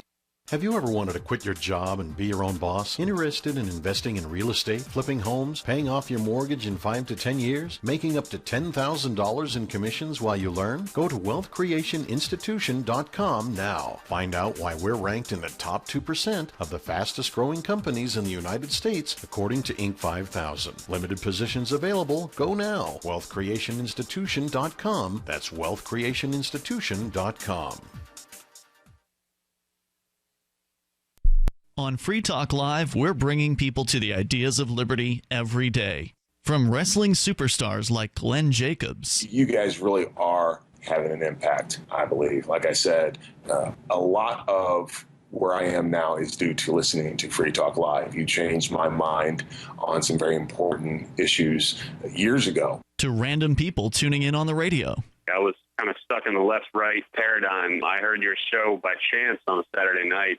From there, I went on, joined the Free State Project, and become an amplifier. So, that's really the reason why I amp is because I know that if it wasn't for you guys being on as many stations as you are, I never would have found the ideas of liberty. Your amp will directly change more lives by getting Free Talk Live in front of people looking for talk radio online and on the air. When you amp Free Talk Live, you get perks like access to the AMP-only Facebook group and AMP podcast. Visit amp.freetalklive.com. Ross Ulbricht was convicted in early 2015 of running the infamous Silk Road Underground Market. The Silk Road was a gift to humanity and helped reduce the harms brought on by drug prohibition. For this good deed, Ross has been sentenced to life in prison with no possibility of parole. Now, an appeal is Ross's only chance, and he needs your support. Please visit freeross.org, where you can contribute via various methods, including Bitcoin. Visit freeross.org. That's freeross.org. For years, LRN.FM has had a listen line that you can call and listen to LRN.FM anytime. Now we're taking the idea to a new level with the LRN.FM audio on-demand line. You can call 641-793-9660 anytime and listen to LRN.FM's live feed, and you can listen to a bunch of our original shows on demand. Long-distance fees may apply. Just dial 641-793-9660 and choose from the menu 641-793-9660. Every once in a while, you get information that's worth changing your life for. This is one such time. You can save up to and beyond 25% on all purchases at Amazon. You probably heard of Bitcoin and just not thought much about it. You certainly know that you can get competitive pricing at Amazon, but now you can get a 25% discount on nearly everything you need to live. I've just given you a huge raise, and all you have to do is claim it. You go to saveitpurse.com and open an account. Do this right now. Don't wait. Then you fund the account with Bitcoin. I know this sounds unbelievable, but at my house, we saved as much as 45% off of a new item on Amazon. This information is worth you changing the way you do things. Go to saveitpurse.com right now, get signed up, and cash in on the huge raise I'm offering you. 15 to 25% off of everything at Amazon through saveitpurse.com. It's saveatpurse.com. What's up next? Visit the Liberty Radio Network program guide to find out at shows.lrn.fm. That's shows.lrn.fm.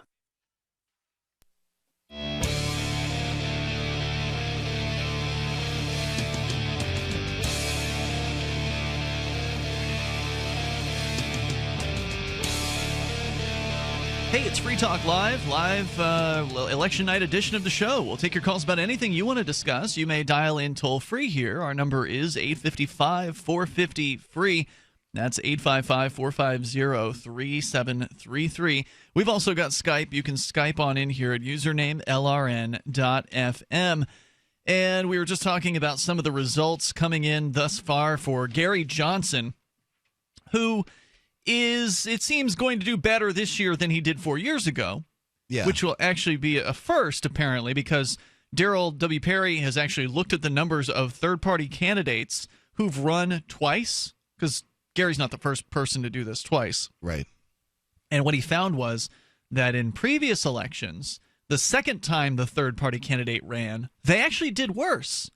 Which seems counterintuitive, because you would think that if they ran once, they built some name recognition and then should be able to build on that success from the first time. But no, apparently in like the examples of recent history, third-party candidates who've run more than one time have done worse the second time around. So this is going to be the first time that has not been the case. So Gary Johnson looks like he's going to do better this time than he did in 2012.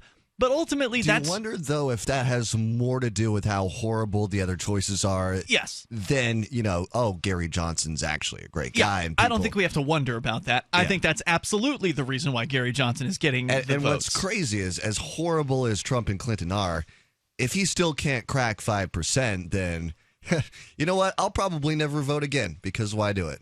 I mean, did you vote this time? No. Well, what are you talking about? You'll never vote again. You didn't even vote this time. I'm not 18. I mean, I voted in the last two elections. You're not 18? Yeah. Well, it sounded like the way you were talking, it would be my first time I'm pretty sure voting. you're in your mid-20s. I know. No. I'm confused. He's saying he's voted before. I've voted before a couple times. Okay. I'm saying at this point, I don't know if I would ever really do it again in the future. Ever in your life. Okay. Yeah, that's what I'm saying. Well, I still think it's worth it to vote locally, like for the Libertarian candidate here in New Hampshire, the gubernatorial candidate, Max Abramson. He is currently doing 4.2%. And if the Libertarian candidate for governor can get more than 4%, then they will be given major party status, which would mean that Libertarians in the next election would have it as easy as Republicans and Democrats in order to run. So right now in New Hampshire, if you want to run as a Republican or Democrat for, let's say, state representative, it's a $2 filing fee. Right. But if you are a Libertarian, you have to get 150 petition signatures from the district in which you want to run, which is a lot of work. It doesn't sound 150 doesn't sound like a lot, but it is not easy to get petition signatures. You're talking about spending a decent amount of money. But this, if he can get 4%, then that'll go away. Then it'll be a $2 filing fee, which means we'll have a bunch more Libertarians to vote for in 2 years. Let's go to Dennis. He's in Sarasota, which is actually where you and I have lived in the past, Johnson. Dennis, you're on Free Talk Live. Go ahead. Yeah, I voted for Gary Johnson. I told a couple of my friends this, and it has pissed more people off than anything else. Really? I mean, just a couple of minutes ago, I had a friend text me, "Thanks, bleep, bleep. Trump might win Florida now because of you," because they think that it's a vote for Hillary or vote for Trump. It's just like, ridiculous. There's no way it could be a third party.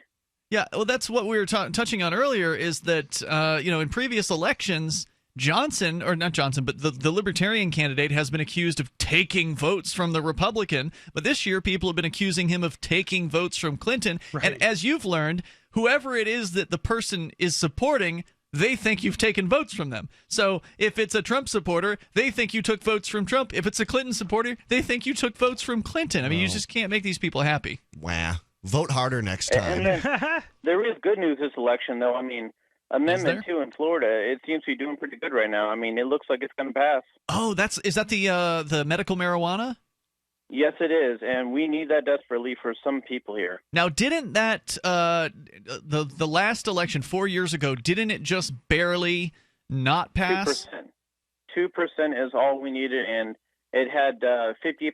It needed 60 to get a supermajority, and it couldn't.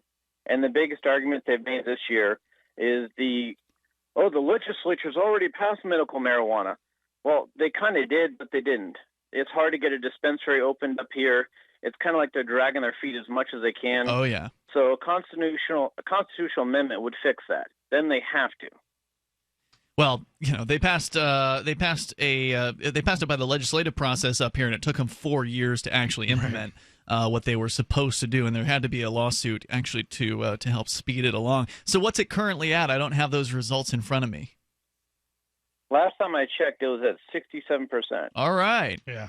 Well, I'm glad to hear that. And of course, that also reminds me that there are 5 states tonight, including Maine and Massachusetts, who are going to be voting on actual legalization. So not just a medical program, but full-on legalization. So those are going to be some other ballot initiatives worth taking a close look at. Dennis, anything else you want to share with your experience?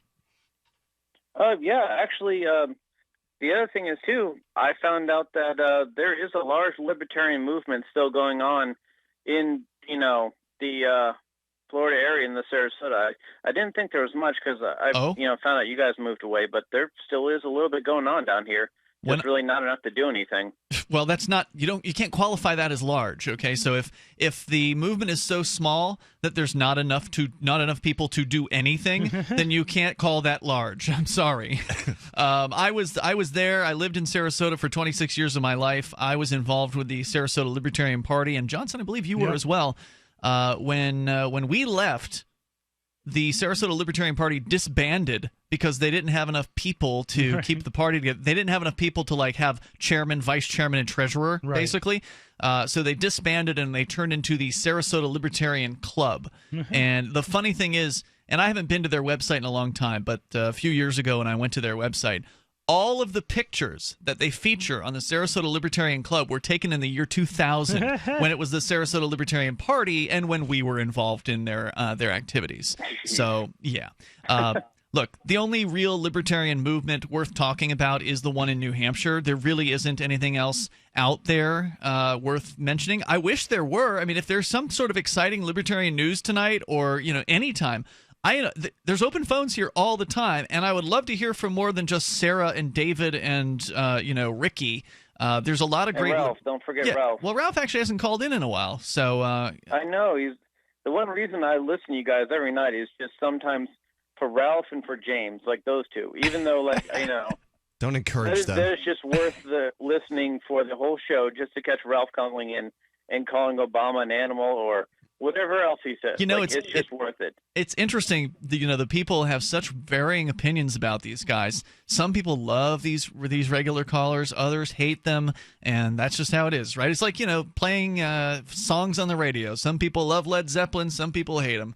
And you're never going to make everybody happy. Hey, Dennis, thanks for calling and sharing the results so far tonight out of Florida. I appreciate it. The toll-free number is 855-450-FREE. That's 855-450-3733. They're still using the logo I designed for them. That's just cool. Not a surprise. Are you on the Sarasota Libertarian Club page? I'm just looking at I actually went through a bunch of different pages to see if they were using it all over the place, and they are. They're using it pretty much everywhere down there. So Libertarian Gary Johnson has done so far better tonight than he did in 2012, but ultimately, as you pointed out, Cody, it's because he's not Trump and Clinton. And the polls during the last year, any poll that included Harambe would do as well as Gary Johnson. So if it were Harambe who was on the ballot, I say that he would do as well. This dead gorilla would do as well as Gary Johnson. Gary Johnson isn't getting votes because people love the idea of the non-aggression principle.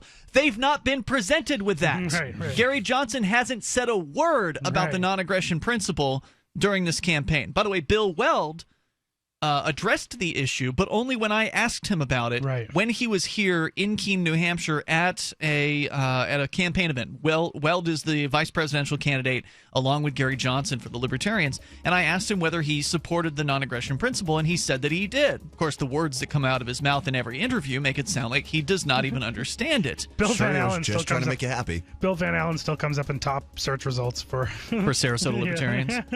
I like Bill. He's a nice guy. Too, but it's just fun. I hope he's well and still selling flowers down in Florida. 855-450 free. You can join us here on Free Talk Live. Your thoughts on the election, certainly welcome, or whatever's on your mind. Think you're fat? You might just be bloated.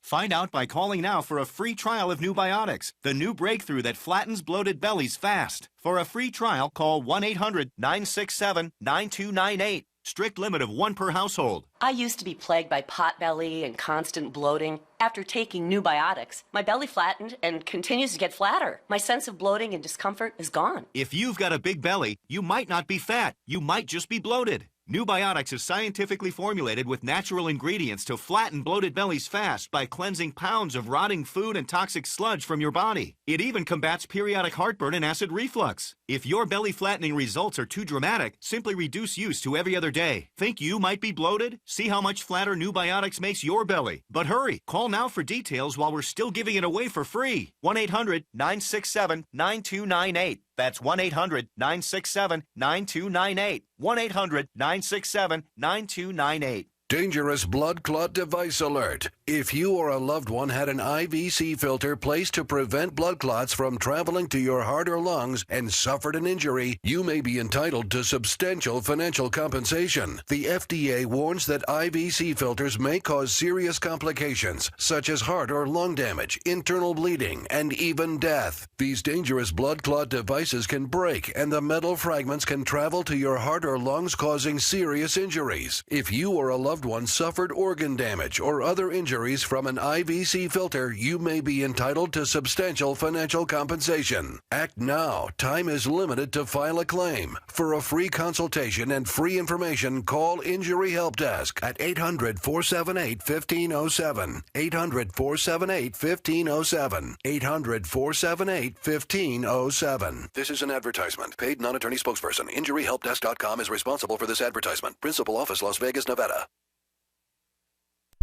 Money, power, and respect are all yours at CreditSuccessSecretsRevealed.com. Be seen as an industry leader.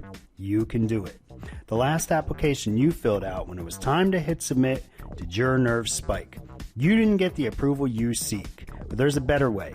We teach you exactly what to place into the right systems the right way the first time so you get approved. Get up to $100,000 in instant business credit. Many people will get cash on the spot.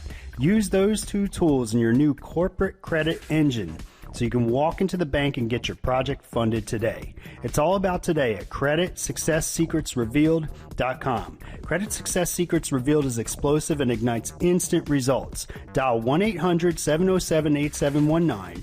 That's 1-800-707-8719. 1-800-707-8719. Or just go to CreditSuccessSecretsRevealed.com. The three most important things you can do for Free Talk Live are: 1, share one episode a week on Facebook or in some other social networking site. 2, buy the things you buy online through shop.freetalklive.com. 3, give $5 a month to the AMP program. You likely buy all kinds of things online. Amazon is the largest online retailer. You can get what you need at the same prices with free Super Saver shipping by going to shop.freetalklive.com. Please do your online shopping at shop.freetalklive.com. So you've signed the Shire Society Declaration and are planning your move to New Hampshire to be around more liberty-oriented people. Next, sign up for the Shire Society Forum at forum.shiresociety.com. There are a bunch of people there who are already in the Shire, and they want to meet you. If you're already in the Shire physically, you should also come by the forums. Remember, not everyone uses Facebook. New people are signing up for the Shire Society Forum every month, so drop in and say hello at forum.shiresociety.com. If you enjoy LRN.FM, please contribute to your favorite shows via their websites and become an amplifier at amp.lrn.fm. That's amp.lrn.fm.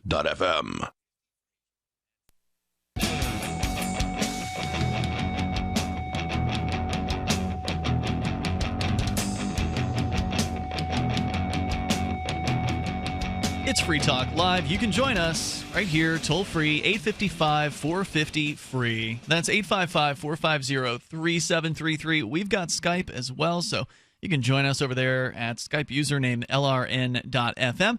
And you can take control of the airwaves. You can bring up anything that's on your mind. We are, of course, following the election results here. Spent the first hour talking about ticket scalping because there really wasn't much of which to speak as far as results are concerned, and we are now starting to see more of them come in, with the current tally at Hillary Clinton with 48 electoral votes and Donald Trump at 60. That's according to Politico.com, who has called most of the Eastern time zone at this point for, well, I guess they haven't called them. There's still several states where it's a toss-up. It's uncertain as far as who's going to win. And we've also been following closely the results of Mr. Gary Johnson, who is not doing so hot in the southern states, less than 2% so far in the southeast, in most of the states there.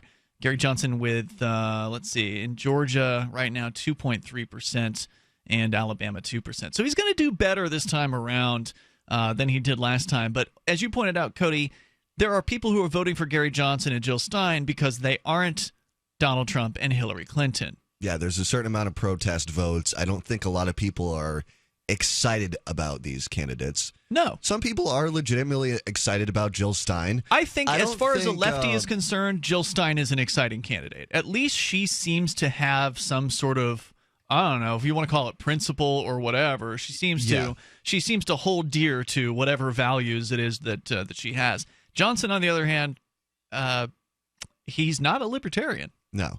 And so the thing is, I have a few friends who voted for Jill Stein, and, you know, I could have nitpicked and argued about it, but I'm like, well, it's not going to make a difference either way. And you know what? At least they're voting for somebody, right, and for somebody they believe in.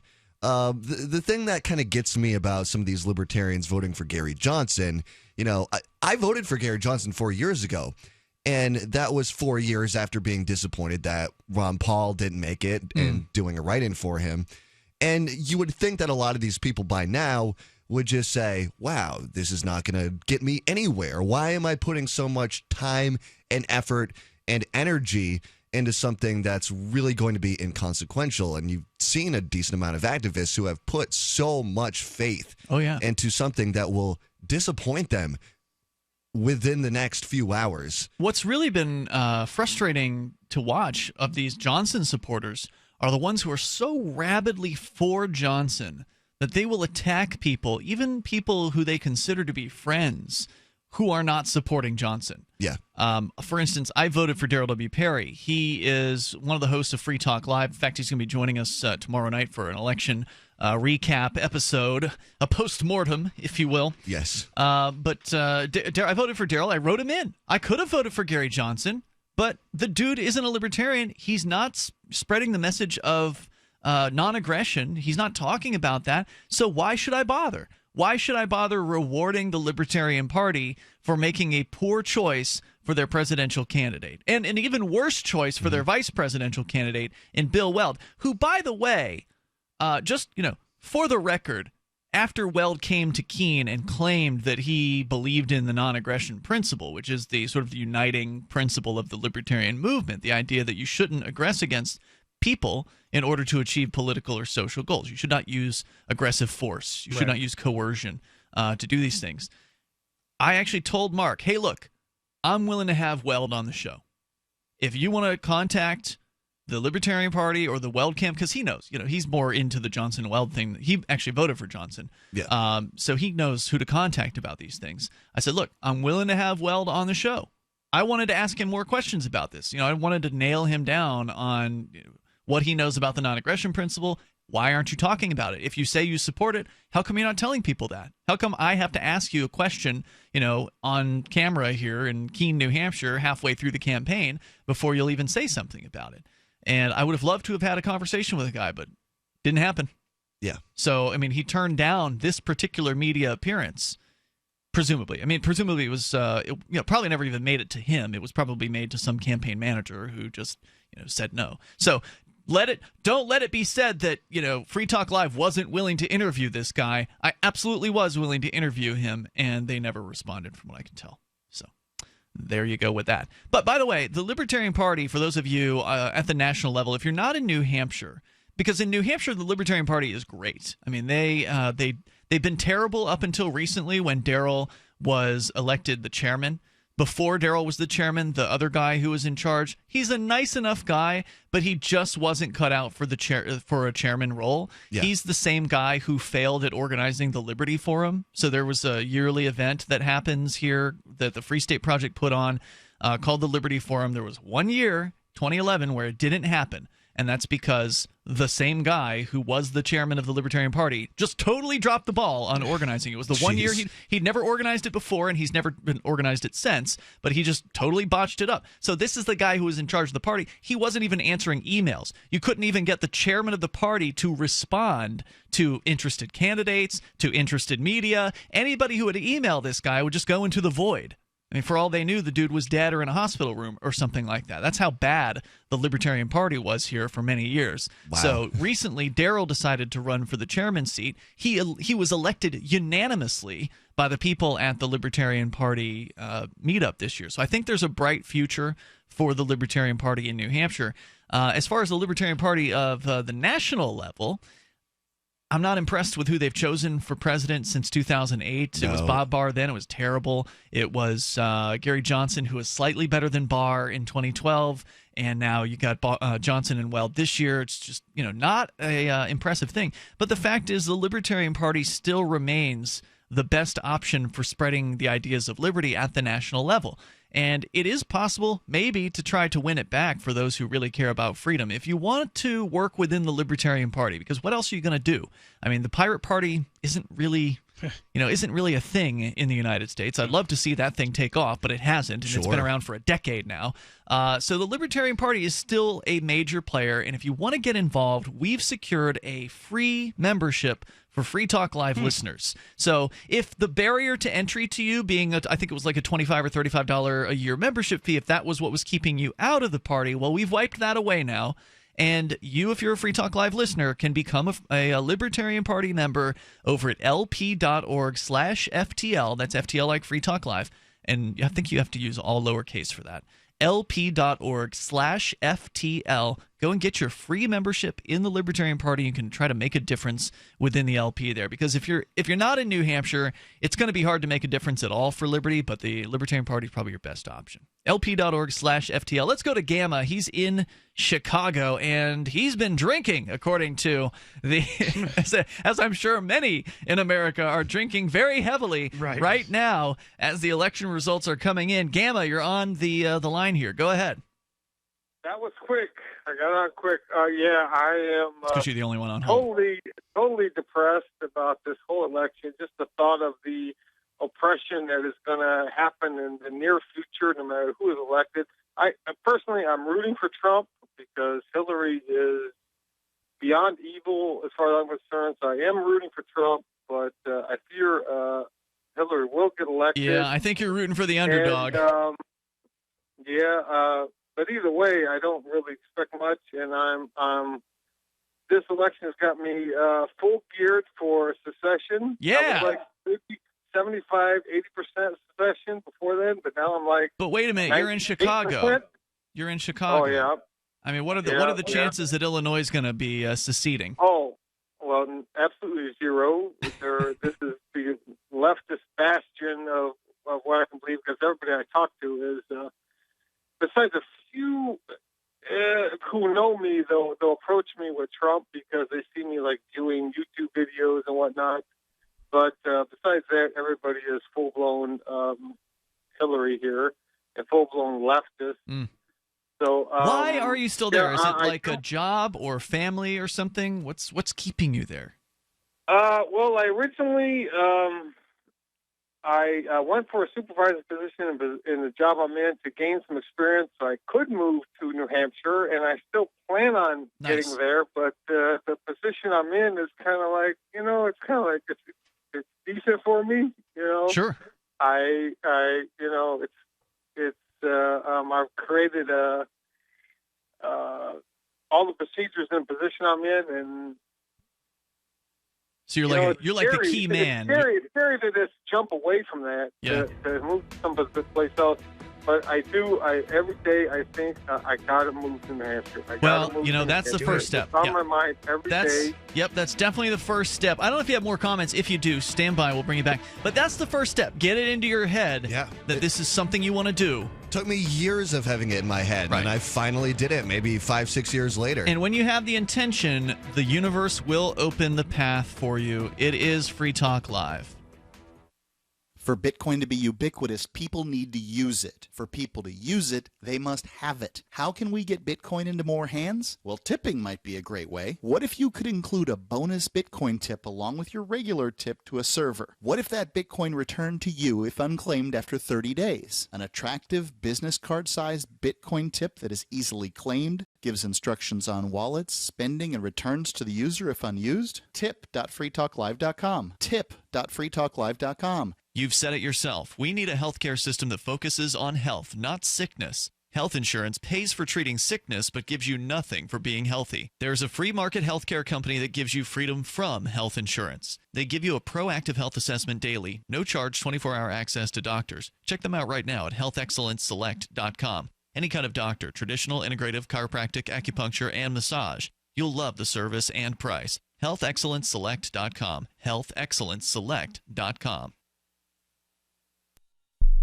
The new 4th edition of Healing Our World, The Compassion of Libertarianism, will take your understanding of liberty to a deeper level and has over 1,300 updated references, new cartoons, and a foreword by Dr. Ron Paul. With discounts for multiple book purchases, the 4th edition of Healing Our World is a great gift for the liberals, pragmatists, environmentalists, and Christians in your life who think libertarianism is cold-hearted. Get yours today at healing.freetalklive.com and use promo code FTL for a $5 discount. If you want to know the latest about Free Talk Live before we go on the air, all you need to decide is how you want it delivered. It's your choice. Visit news.freetalklive.com. You can get emailed announcements and participate in contests via our email updates list. Plus, we have a Twitter account that you can follow and a Facebook page where you can become a fan. So visit news.freetalklive.com to get news about Free Talk Live as soon as it's announced and the way you want it delivered at news.freetalklive.com. That's news.freetalklive.com. You're listening to the live edition of Free Talk Live. Hour number 3 is next after the news here on the Liberty Radio Network at LRN.FM.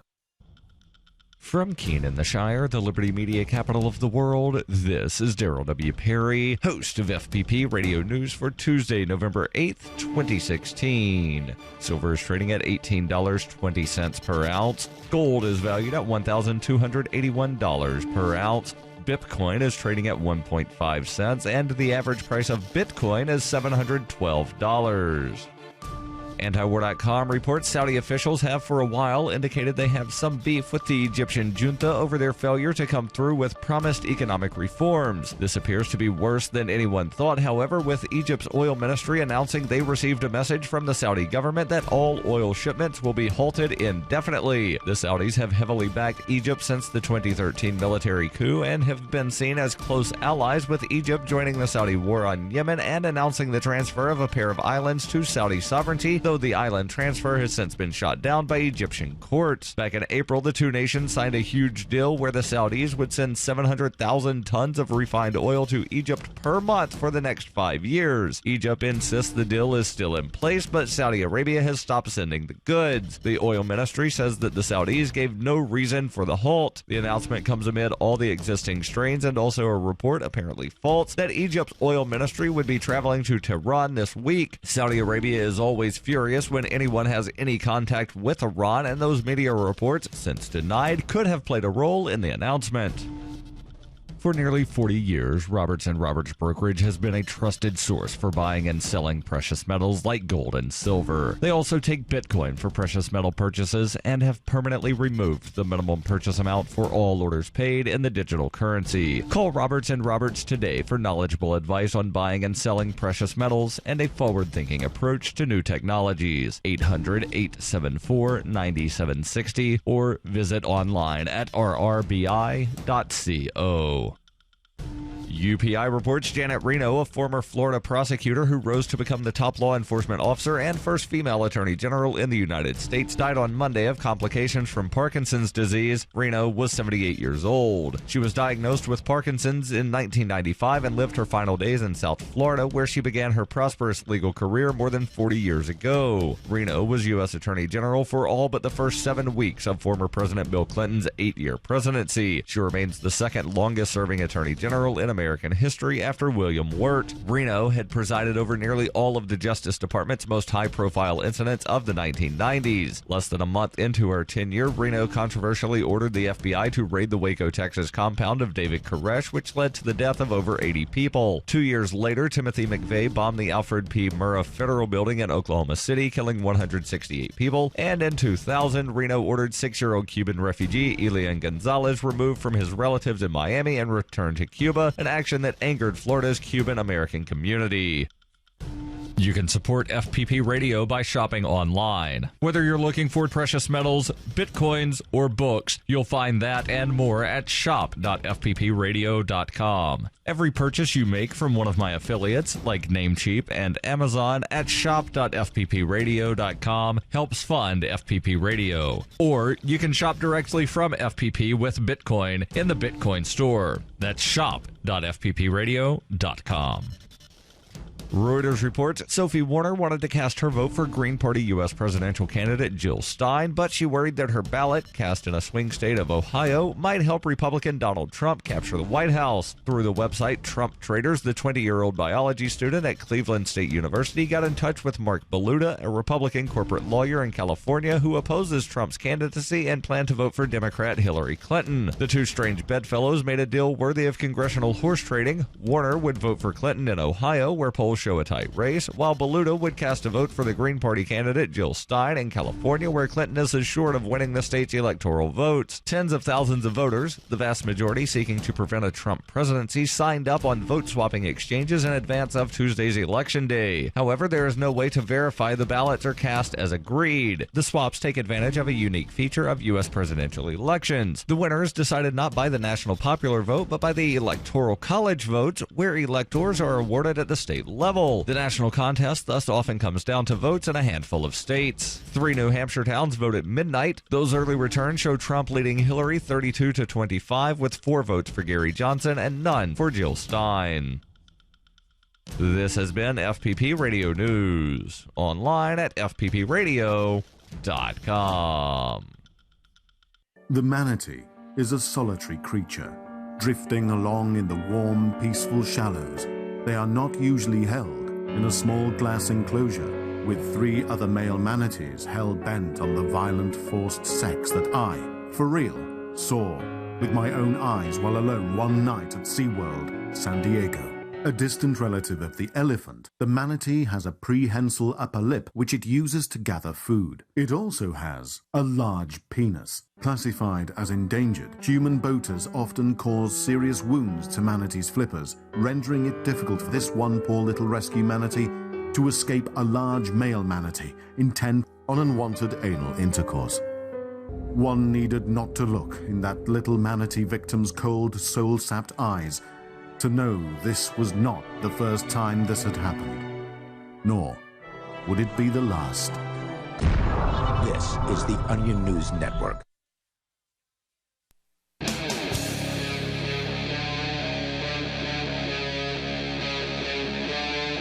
Free Talk Live.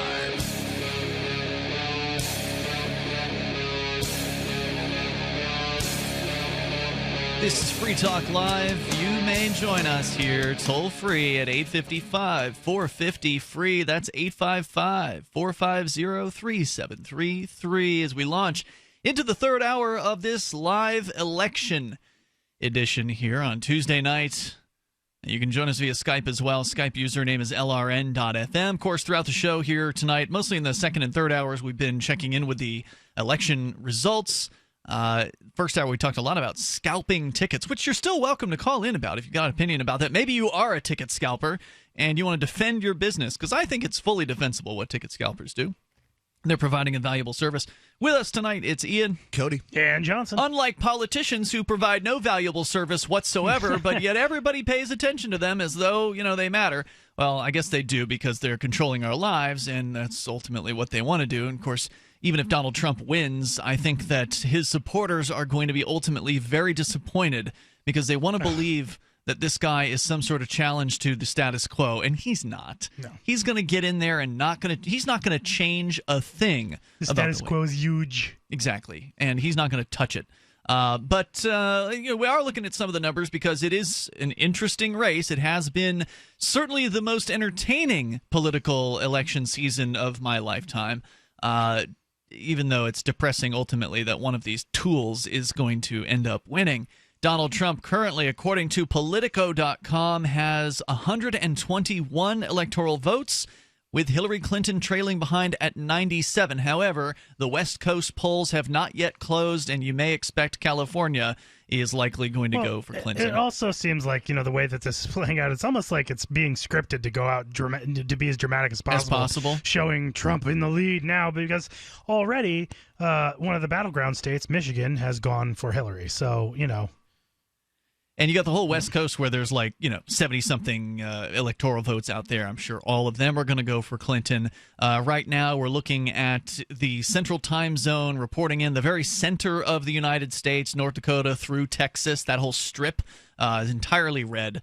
It's all being called for Donald Trump at this point. New York has finally been called for Hillary Clinton, which, of course, New York's one of the big states with 29 electoral votes. Clinton with 90%.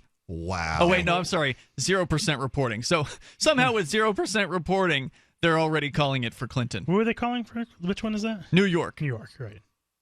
So that is 90% would be huge. If she wins by 90% in New York, it's clear, obvious that she's going to win the election. Gary Johnson not doing so hot in the South, doing better up north, whereas, for instance, in New Hampshire, Johnson is got a 4.2% compared to Jill Stein's 0.9%. Let's go back to Gamma. He's calling from Chicago, which is one of the states that's been called for Clinton, with 19.8% reporting, 70% voting for Hillary Clinton, only 3% voting for Gary Johnson. Gamma, other thoughts you wanted to share? Go ahead, sir. Well, obviously, no doubt, I predicted Illinois would go for Clinton, because I'm in Chicago too, which is a bastion of liberalism. Everybody I talk to is just fighting at the chops to vote for Clinton. I can't remember what I was calling for. Well, that's why notes are very helpful when you're calling talk radio.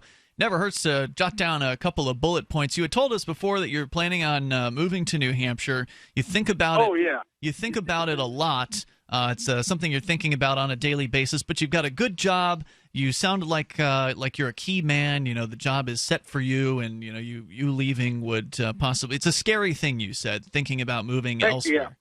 Is that because? Thanks for reminding me. Is that because your industry? Is that because the industry that you work in isn't really present in New Hampshire? I don't know about that. I can transfer, but I don't know what I'll reach when I get there. But just the thought of leaving, I'm eating every day. I'm living well. I have the lake shore. Just the thought of leaving is very daunting, in my opinion. Well, change can be scary. It can be intimidating, especially when you're going to a place that you're unfamiliar with, especially when you're going to be around people that you don't yet know, which is one of the reasons why visiting New Hampshire certainly can help, I think, maybe put to rest some of those fears. So That's the best way to start. If you have, well, it was easy for you. You lived in Maine, but yeah, it was a quick, 90-minute drive. And yeah, I think I went to maybe 3 Pork Fest, 3 Liberty Forums before I decided to actually make the move. Oh, really? Okay. And I was still coming up to Manchester to visit friends almost on a weekly basis. And that way I had a circle of people.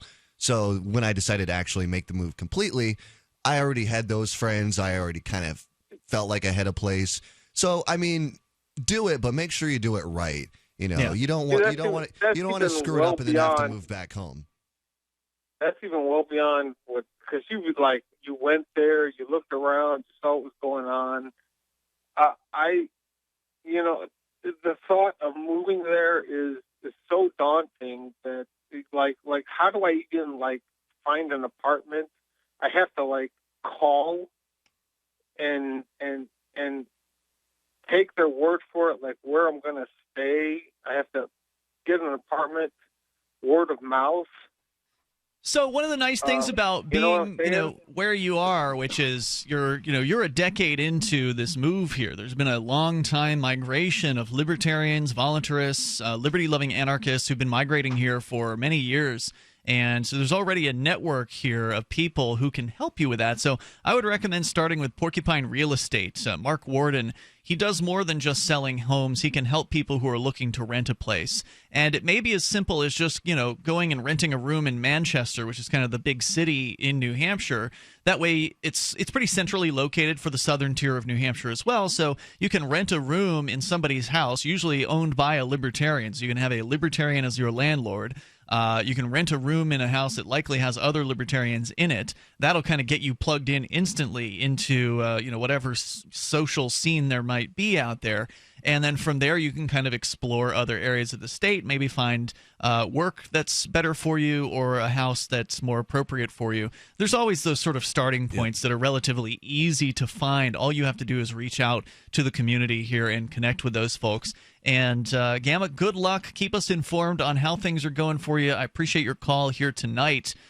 Big news around the country about medical marijuana and marijuana. I want to definitely check in with the other states, and so I looked at Massachusetts. I have a breaking kind of report here. Yeah, please. I just checked Twitter, and I found an interesting article here that is being reported. Break it. Article was published at noon, but Clinton Township, this is near Pittsburgh, Pennsylvania. There's a town called Clinton. I guess, yeah. Okay. Today is election day. For the most part, voting has been smooth. Many areas are already seeing long lines, with some officials saying they wouldn't be surprised if voter turnout topped 80%. However, there has been some scattered issues where voters are encountering problems. Every time I would push a candidate for the Republican Party, it would come up as for the Democratic candidate, said voter David Drain. Election judges in Clinton Township, Butler County, confirmed that there were issues with 2 of their 8 automated voting machines. Most of the issues came to when people tried to vote straight party ticket. However, they said specifically they wanted to vote for Donald Trump only to see their vote switched before their eyes to Democrat Hillary Clinton. I went back, pressed Trump again. 3 times I did this. So then I called one of the women that were working for the polls over, and she said, "You must be doing it wrong." She did it 3 times, and it defaulted to Hillary every time. Bobby Lee Horenko said. Pennsylvania State Representative Darrell Metcalf went to Clinton Township to check on the reports for himself.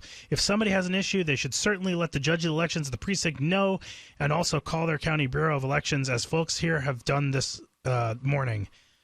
Representative. Damn. Yep. That's just interesting. I mean, it says those machines should be taken out of the mix. I bet that would make for a really good viral video. If you actually were voting today and that happened to you, and you pull out your phone and recorded video of that happening and happening more than once, upload that to YouTube. Yeah. That could take off. Oh, yeah. Well, that's what we need to see because, it's gotten so the evidence, bad. The proof that I saw this article too, and I'm so skeptical about everything. I look at that, I'm like, well, I don't know. But if somebody had a video of it where, you see it, it's irrefutable. Yep, absolutely. And coming up, I got the numbers from Massachusetts so far on their proposition to legalize cannabis. It's close. Nice. It's real close. 855-450-FREE. That's 855-450-3733. It's Free Talk Live. Warning. If you're drowning in debt you can't afford, do not let the credit card companies trick you into thinking that you have to pay it all back, because you don't. What the credit card companies don't want you to know is that there's actually a way to get debt-free without paying off your entire debt or going bankrupt. If you have $5,000 or more in credit card debt, you now have the right to settle that debt for a fraction of what you owe. For free information, call Credit Associates now. 1-800-959-5928. We'll even show you how much money you could save. If you can't afford to pay off all your debt, do not let the credit card companies trick you into thinking that you have to. Call Credit Associates now for free information on how to get debt-free faster than you ever thought possible without debt consolidation or bankruptcy. We depend on your success and offer a guarantee, so there's no risk. For free information, call now. 1-800-959-5928. That's 1-800-959-5928. 1-800-959-5928. Think about this. Your community's aging water infrastructure systems are very likely to be contaminated with heavy metals like lead, disinfection chemicals like ammonia, chlorine and chloramines, and pharmaceuticals like statins, pain meds, and antidepressants. And no, water treatment plants are not equipped to filter these pharmaceutical toxins out. Protect your family's water supply with the trusted Big Berkey water filter. New NSF EPA certified lab tests show Big Berkey water filters remove chloramines, pharmaceuticals, BPA, pesticides, bacteria, and viruses, all forms of fluoride, and much more. Big Berkey water filters are the original and most trusted on the market, the gold standard in water purification, and our filters last for years at less than 2 cents per gallon. Big Berkey, the one powerful enough to purify stagnant pond water. Get your Big Berkey today. Call 1-877-99-BERKEY or click BigBerkeyWaterFilters.com. That's 1-877-99-BERKEY. Big Berkey Water Filters, for the love of clean water. Understanding your credit score is the first step towards managing and improving it. This is Charlie Sundstrom with your Van Dyke Mortgage Minute. The most influential component of your credit score is your payment history. Almost equally as important is the amount you owe on credit accounts. Also impacting your score, but to a lesser degree, are the length of time you've utilized your credit, the number of new accounts, credit inquiries, and your various types of credit accounts. To help achieve or maintain a healthy credit score, have a system set up to assure your bills are always paid on time. Don't max out your cards. It's better to have a high credit limit with a low balance. Never close old accounts. The age of these can actually help your credit score. But don't be afraid to use your credit. You need several accounts in order to have a credit score. Just keep the corresponding payments within your means. For your mortgage pre-approval and refi needs, start by visiting VanDykeMortgage.com. Corporate NMLS 3035. Van Dyke Mortgage is an equal housing lender. Charlie Sundstrom, NMLS 134251. Here's a chance to do a little activism while you're cruising Facebook, Twitter, or Google+. Between the LOL cats, the recipes, the hot girls, and the inspirational sunrise memes, Free Talk Live's posts pass by your newsfeed. Like them, comment. It gives us more exposure. If you don't see our posts, click like at facebook.freetalklive.com and then hover over it to click Get Notifications. It's an easy way to spread the ideas of liberty a bit further. I know you're busy, but you can spare that tenth of a calorie it takes to click on something. facebook.freetalklive.com. Cell 411 is a free app for Android and iOS that replaces government-controlled 911. Cell 411 allows you to preset a group of friends or private organizations to show up at any emergency. Cell 411 is a nightmare for the state because it proves their so-called services aren't needed. Cell 411 has had thousands of installs, and of course it's covered by the BIPCOT no government license. Cell 411 because your friends won't shoot you when you're in trouble. Without the government, who would build the emergency services? You and Cell 411. Get it today at getcell411.com. You're listening to the best liberty-oriented audio streamed around the clock, on the air, and online. This is the Liberty Radio Network at LRN.FM.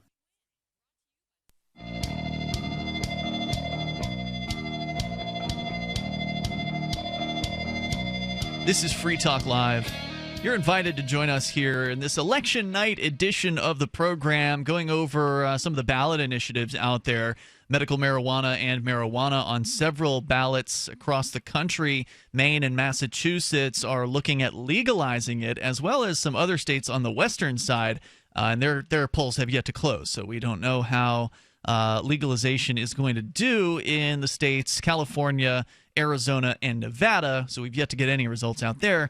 But in Massachusetts and Maine, things are looking good for Maine. Question 1 on the ballot in Maine. Now look, only 6% of the precincts are reporting at this point, but according to PressHerald.com, with 6% reporting, Legalizing marijuana is at 53% in Maine. It's going to win. I've been confident about it since the beginning. Well, Maine has had decriminalization since the mid-1970s. So it's been one of the best states. If you're going to get busted for marijuana, Maine has been one of the best states to get busted. Oh, yeah. And it's actually fully legal in 3 different cities, Portland included. Again, I'm watching specifically the battleground states as I'm looking at the election results, and it's just became more of a squeaker. Trump has pulled ahead by 2%, roughly. Where? In Florida. Oh, wow. Okay. So it's now 49.3 to 47.6. With 88.8% reporting. Also, as we learned tonight, Florida doing very, very well on the marijuana front. Medical marijuana, a solid 67 or 70%, somewhere in that range, which is much better than it did 4 years ago. 4 years ago, only 58% voted for it, which in Florida you need 60% to pass the ballot initiative, which is an actual constitutional amendment. They don't have like a classic ballot initiative, which just like creates a law. It actually amends the Florida Constitution down there. Oh, wow. Johnson and Stein combined, well, actually, even just Johnson would make the difference in percentage points between Hillary and Trump. So, those people who are ridiculous and angry and say that, they're spoilers. Yeah, but they don't know could who be to blame. extra angry after this election because they'd be like, they could say like, well, that 2% is what put Trump over the top in Florida. That gave him the election. Yeah, but what if some of those people 1% went to Trump and 1% went to Clinton? Well, what if I don't know. Wouldn't we be in the same? We don't know. Of course, they'll just say There's it was no all way he pulled of all of his votes from Clinton. Right, but what All if there are the people who wouldn't have even shown up? But what if those people Right. were like, yeah, I'm going to stay home if there wasn't a Gary Johnson? Right. So you never know what those votes would have done otherwise. Of course not, but that's not what these irrational lunatics will say because they're irrational lunatics. In other marijuana-related news, we're going to get right back into your calls here in a moment. Massachusetts, it is a dead heat right now with only 6% of the precincts reporting. It's 50% to 50% on legalizing, regulate, and taxing marijuana. The current actual total number of votes has yes in the slight lead of 123,430 to 122,578. So basically 1,000 votes difference right now in Massachusetts on legalizing marijuana. So that's a close one. It looks like Maine's more of a sure deal, but again, it's still too early to really even say for sure on either of them. Let's go to Abel Freeman calling us from New Hampshire on Skype. Go ahead, Abel. Howdy. Hey. Good to talk to you guys. Yes, sir. What's on your mind tonight? Been actually a little bit more than a year, and there's something to that. But I thought you were away for 2 years for driving while suspended. Well, I'm still an inmate. I have a bracelet here. So you're on GPS tracking. No, it's not GPS tracking. It's a much more basic system that just logs me in when I'm supposed to be inside from 8 to 6. Oh, so they give you a curfew, basically? Yeah.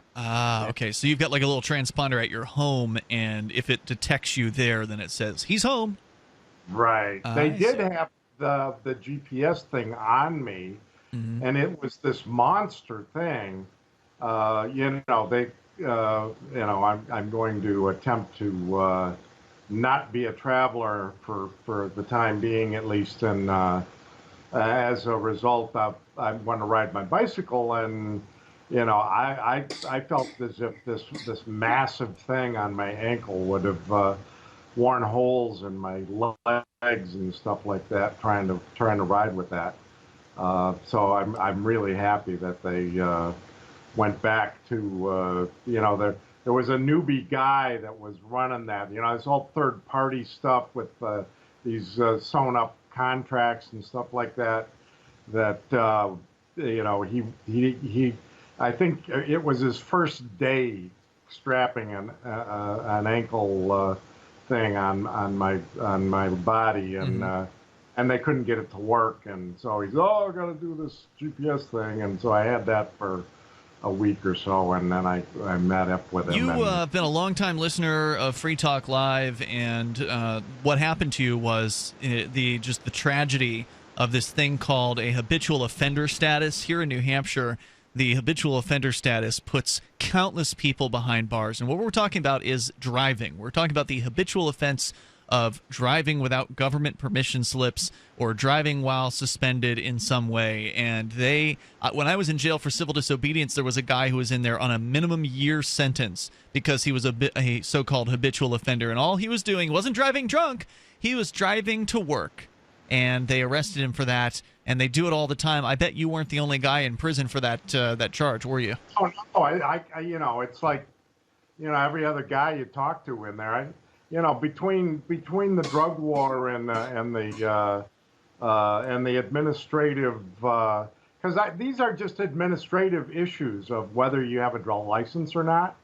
I don't think it should even be raised to the level of a fine. I think you should just get notified and, either you comply or you don't comply. I hope that somebody, maybe now that you're out, you should talk to some of these state reps that are going to be taking office hopefully here after today, and they're going to have a time that they can submit legislation that's coming up within the next couple of weeks. If they can put together something to destroy the habitual status, that I think would be a huge move forward for New Hampshire's level of freedom. So what were you actually calling about tonight, Abel? Well, I was calling about the so-called election. I notified you guys a long time ago that I had in 2004, the day before the re-election of George W. Bush, that, I had become tired of voting third party and, not getting anything from the governmental activities that I've been part of over the years, and one of which was to run for state rep here, actually, at one point. But when in 2004, I canceled my voter registration, so I'm no longer consenting to be governed. And I when Mao came out and said, the politics comes from the barrel of a gun. Political power, grows from the barrel of a gun. That's right. That's the quote. Thanks for the correction. Yeah. It's just like, it just came to me, after all of this time, I'm hearing a friend of mine just jokingly call me the bad slave, right? And I'm saying, that's what I've been. I've been a bad slave for, the thing is, all of my life. Abel, thanks for the call tonight. I appreciate it. The thing is, not registering to vote doesn't mean you don't consent to the government. I mean, you can still not consent to the government and still go and vote as a defensive measure, because I can tell you, if you're not voter registered, that's not going to be an excuse in court. It's Free Talk Live. This is Dan Pilla. Do you owe the IRS money you can't pay? Are tax debts crippling you? I've defended people from the IRS for over 30 years. I've helped thousands, and I can help you too. I wrote the book on IRS settlement, and I'm telling you, there's no such thing as a hopeless case. Call 800-34-NO-TAX to finally get free of IRS debt. With the IRS's new programs, there's never been a better time to solve your problem. Call 800-34-NO-TAX. That's 800-34-NO-TAX, or my website, danpilla.com. Want to build a maintenance-free, low and slow charcoal briquette fire that burns for hours for free? MeatMastersRadio.com will show you how to build a low-temp charcoal fire that's guaranteed fiddle-proof. It's easy and free. MeatMastersRadio.com teaches charcoal barbecue skills on new topics every week. Go to MeatMastersRadio.com. That's MeatMastersRadio.com. The Free State Project has reached its goal of 20,000 liberty lovers who've pledged to move to New Hampshire and get active to achieve liberty in our lifetime. Perhaps you're trying to figure out what part of New Hampshire should be your destination.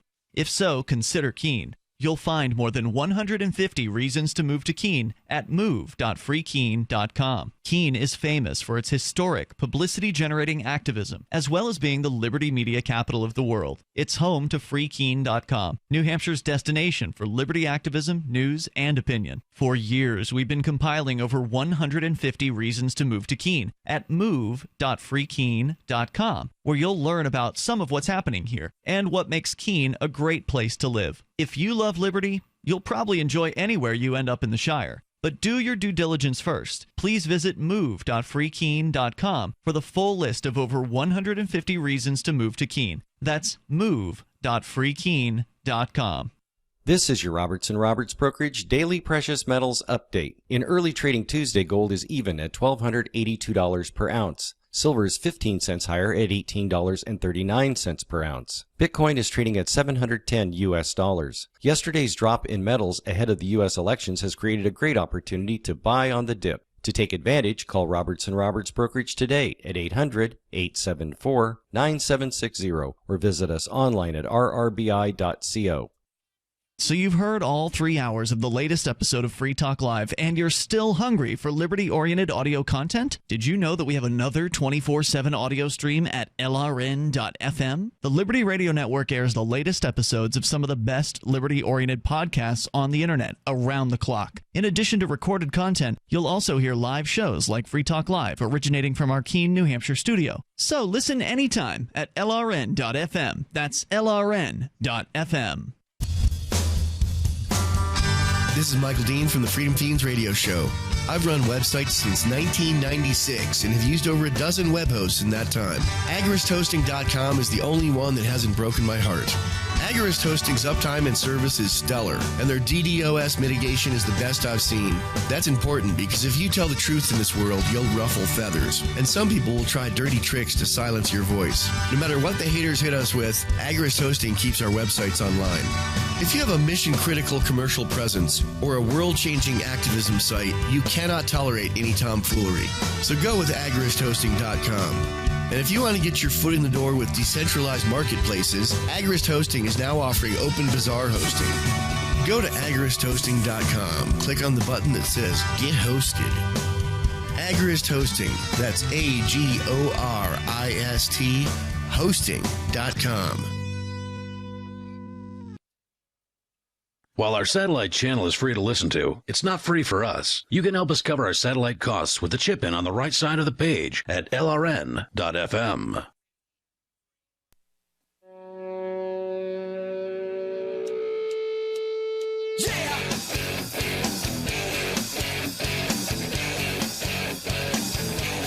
It's Free Talk Live. Dial in toll free. Join us on the radio here. Our number is 855-450-FREE. That's 855-450-3733.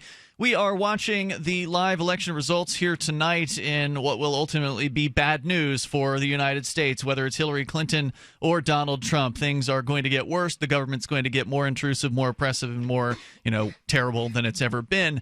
But luckily, there are some solutions out there, and we've been talking about the idea of moving to New Hampshire for libertarians, for liberty-minded people, people who actually care about freedom.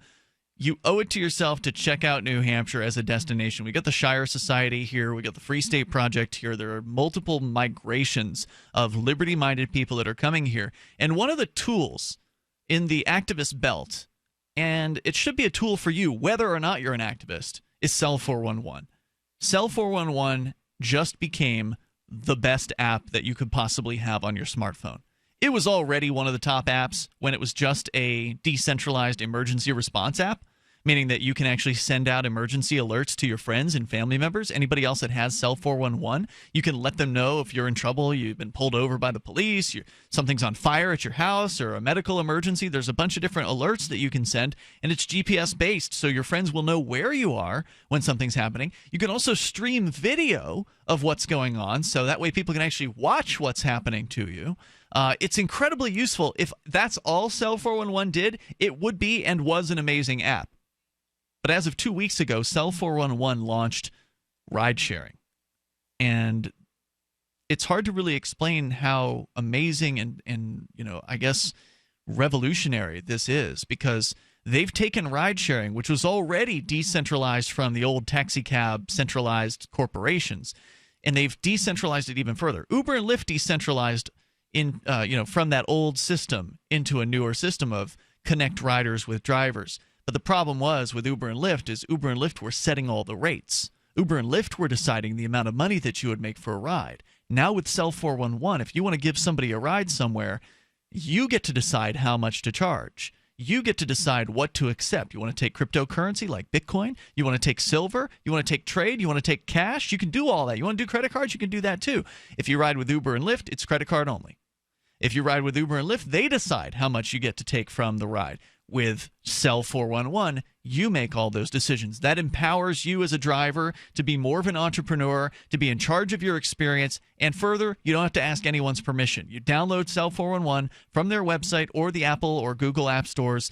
Go to getcell411.com, you install the app, you add a picture of yourself and a picture of your car, and you are a driver.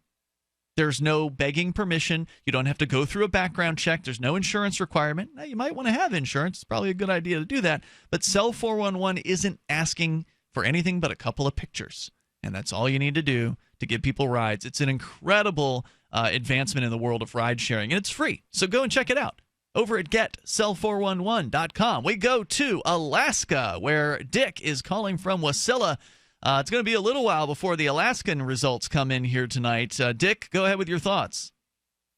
Well, yeah, I'm sitting outside the polling place right now. I got off work, and I'm wearing my Rand Paul hat. About a year ago, I would have been calling you guys, trying to convince you to vote or to support Rand Paul in the primary, but now I've kind of been debating who I'm going to vote for in this election because options are pretty terrible, as you know. So I can't vote for Hillary or Trump. Nobody's making you vote, though. I mean, you don't have to. Nobody's making you vote. You don't have to go. Oh, I know, but there's local elections. There's actually a decent Libertarian guy running for Senate up here who is polling pretty well. He's got a pretty impressive campaign, and he's by no means perfect. I'd say he's more conservative Republican than a Libertarian. But, Alaska is one of the better states for Libertarians. It was the third-place state in the Free State Project's vote back when they did that more than a decade ago, and there is a very strong independence streak in Alaska. There's actually an independence party that has it's essentially secession is part of their platform. Cool. I'm a member of the Alaska Independence Party, so yeah. Is there an independence party candidate for governor this year? I don't think so. And I'm probably going to switch over to the Libertarian Party because I've been trying to get involved with the Alaska Independence Party, but I have not been able to get in contact with anybody. They're apparently the biggest third party up here, but they really aren't. I haven't been able to get in touch with them, so I'm going to probably switch to Libertarian here after this election sometime. Well, you were bemoaning your lack of choices, but I mean, Alaska, actually, I'm looking at Politico.com here. It looks like you guys actually have a few choices on the ballot for president. You've got, of course, Clinton and Trump, but in addition, you've got Gary Johnson, Jill Stein of the Libertarian and Green Party, and you've got Darrell Castle from the Constitution Party and Rocky De La Fuente. So you actually have more choices for president than most people do on their ballots. Oh, absolutely. But so I've been considering Gary, but he's not good enough on religious freedom for me, and some of the comments that his vice presidential candidate has made have really left me down. Oh yeah. So I know that my vote is not going to determine who the president is, obviously, so I'm trying to send a message with my vote, and it would go to the Libertarian candidate to send a message to the Republicans and the Democrats that you guys need to get your stuff together, and to send a message that we need the Libertarian Party to be bigger, but their candidate, I just can't do it this year, so that leaves, I think the best way to send a message would be either Darrell Castle, who I like. I think he's got a pretty decent platform, but if I know he ain't really got a chance of breaking through it all, so I'm settling on writing in Darrell W. Perry. There you go. I think he's That's my what best I did. choice. I wrote in Darrell W. Perry today here in Keene, New Hampshire. Now, here's the big question about Alaska. We mentioned the other night here on the show that it wasn't too long ago that Alaska's very first marijuana club opened up. It's happening there, right? Well, there's been some interesting stuff here. I haven't followed it too terribly closely. There's a shop right down the street from me that's opening up soon. They're in business right now, but they don't have a product. They're geared up to grow. Mm-hmm. And before they can sell it, it's got to go to a tester. So most of the shops, or a few shops, are actually ready to go, but it's testing facilities that are holding them back. I see. And that's a government-regulated, government-mandatory testing.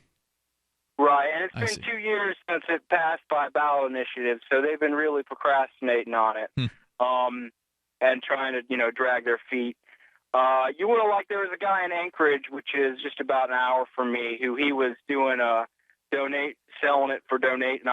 but giving it away for donations and trying to skirt the law, and he's been getting in trouble and fighting it. Awesome. And I always meant to call and give you more information about him, but never really got enough information and the time to call. It's kind of if you do. now. If But my question, go ahead. My question for you, Ian, is who'd you write in for vice president? I couldn't write anyone else in because Daryl was the only person who had registered as a write-in candidate, so it wouldn't have mattered if I'd written somebody else in. So if I could have, I would have written in Will Coley from Call to Freedom, the America's favorite redneck Muslim. That Will Coley. Right, yeah, I'm familiar with him. Yeah, I was debating between him and Harambe for vice president. I probably can do Harambe. All right, Dick. Thanks for the call tonight, man. I got to give him the shot he deserves. Anyway, you guys take care. Appreciate it, and good luck voting. So he hasn't even gone. He's standing outside the precinct right as he was calling us there because, in Alaska time, it's still in the afternoon. It's still, 5 o'clock? 5:41 right now in Alaska time? Sounds about right. Polls in Alaska don't close until 11 p.m. Eastern time, so we've got a ways to go on that. Our toll-free number here tonight is 855-450-FREE. More of the map is filling in over at Politico.com. Johnson, you've been looking over the numbers I'm there. looking at the battleground states primarily because those are the ones like Florida, Michigan, and Virginia. And currently Trump is winning in Florida. He's currently winning in Virginia as well, but by very slim margins. It's a wider margin, but 2% in Florida and 0.5% in Virginia. Not even 2%. It's less than that. It's 49.2 for Trump, 47.7 for Clinton, and 93.8% reporting. So that one's almost right. Exactly. It's close to being done. If he takes Virginia and Florida, it'll be a nice boost. This is a for real him. tight. This becomes a really, really tight race. Right. Ohio becomes one of the next. Ohio, Pennsylvania. Those are the other states to watch. We got more here for you on the way. You can join us in the remaining moments of Free Talk Live coming up. You want disruption? You got disruption. Cell 411, the world's most disruptive and empowering app, knows you want ride sharing with payment options for cash, Bitcoin, silver and barter, as well as credit cards. And they know you want more than promises. Cell 411 delivers. The same great emergency management app, now with ride sharing. Freedom to travel is a right. You don't need big business telling you how to do it and taking fees. Go to the App Store now and download Cell 411 and get riding. Do you need a website for your blog or new business? It can be pretty intimidating on your own, and that's why Free Talk Live has partnered with HostGator, one of the top hosting companies. HostGator offers a simple one-click, easy installation for WordPress, 24/7 over-the-phone or live chat tech support, and a very intuitive, user-friendly control panel that puts the power of creation back into your hands. Go to HostGator.com/FTL, and you'll get 50% off of their regular hosting prices. 50% off. HostGator.com/FTL. Are you happy washing your hands with harsh chemicals? Are you happy doing laundry with detergents? Are you happy paying high prices? Find your happiness with Pure Soap. These all-natural, earth-friendly Pure Soaps are the very best you've ever used. Buy in bulk. Get a 12, 36, or 48-month supply, or get items individually and still save big. You're getting soap products twice as good as what you're using now, earth-friendly and natural soaps. Your family deserves the best. Happiness is 5starsoap.com. Why not put your money up the drain for a change? See them at 5starsoap.com or call 1-800-340-7091 for a catalog. Cal Ben Soap Company can save you thousands of dollars and give you good old-fashioned real soaps that are triple concentrated. Soaps made from vegetable and coconut oils. See their full selection of soaps at 5starsoap.com. That's F-I-V-E starsoap.com. Or call 1-800-340-7091 for a catalog. Uncertainty has become the talking point when it comes to financial markets. One thing is becoming certain: safe haven assets. Hard assets are now becoming the choice of informed investors. The most recognized and valued hard asset is gold. The highest performing asset this year is gold. Trust gold to protect and grow your IRA or 401k. Central banks and billionaires are doing the same thing. Choose a more stable asset that has tremendous upside potential. As these uncertain times threaten the markets, your decision to reduce your exposure to these markets before further negative effects to your portfolio would be well timed. Call 1-800-GOLD-IRA to transfer your existing IRA into an actual physical gold and silver IRA. American Bullion is the pioneer of gold IRAs. They handle all the details for you. Call 1-800-GOLD-IRA to get prepared. Start protecting and growing your IRA and 401k before the next crash. American Bullion. 1-800-GOLD-IRA. LRN.FM is proud to announce our official listening apps for Android and iOS devices. Now you can easily tune into our streams anywhere, anytime on your smartphone or tablet. Just visit apps.lrn.fm or search for LRN.FM in the Android or Apple app stores. Please download, rate us 5 stars, then share the link on your social media and let your friends and family know how you're listening to LRN.FM. Download it now, free at apps.lrn.fm. For Bitcoin to be ubiquitous, people need to use it. For people to use it, they must have it. How can we get Bitcoin into more hands? Tipping. What if you could include a bonus Bitcoin tip along with your regular tip to a server? What if that Bitcoin tip returned to you if unclaimed after 30 days? An attractive business card Bitcoin tip that's easily claimed, gives instructions on wallets and spending, and returns to the tipper if unused. Tip.freetalklive.com. Tip.freetalklive.com. Do you love Twitter? Make sure you favorite the LRN.FM Twitter account so you can receive our tweets at twitter.lrn.fm. That's twitter.lrn.fm.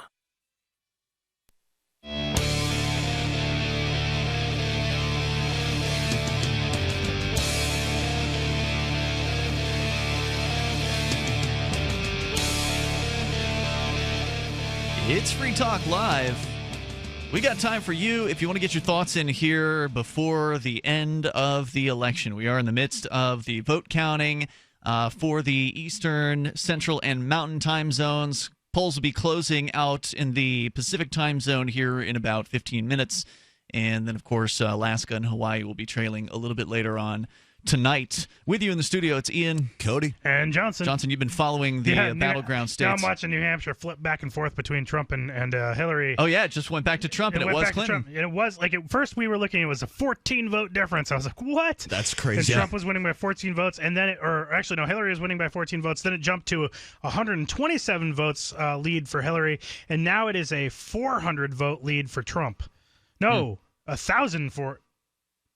Yeah, about 1,300 or so. So Trump just snagged a sizable lead in New Hampshire, but only 28.3% of reporting, so it's anybody's game. Right now, the total number of electoral votes as being reported at Politico.com, 104 for Hillary Clinton, 137 for Donald Trump. But remember, the West Coast is going to definitely help even that out. Likely, Clinton's going to take California. She'll probably take the entire West Coast. Yeah, but if she takes Florida, New Hampshire, if Trump takes Florida, New Hampshire, and Virginia, it's over, Johnny. I think he's got it.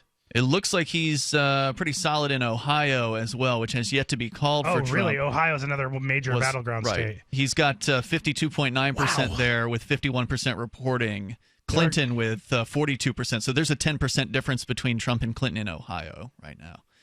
So it's going to be interesting to watch here as the night rolls on. It's scary to me because I feel like the Democrats are more likely to be the violent rioters tomorrow. Like, I don't know, like...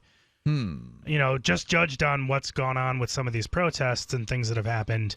You see the videos online of the Trump guys going around and, saying that, they go out and they're like, vote for Trump. And they go into areas that, necessarily you wouldn't expect somebody to vote for Trump. And people have been very, very violent to them. And they do the, opposite thing with Hillary. And it's, they've been unmolested. So something I want to hear tonight, I mean, not necessarily tonight, but tomorrow night when we're doing the real post-mortem, we finally got the final results. I want to know, like, in your state, where you are, what are the ballot measures that are really interesting that we need to know about? Like, we knew about marijuana. We know there's 5 states going to legalize possibly, and then another 4 or 5 that are looking at medical.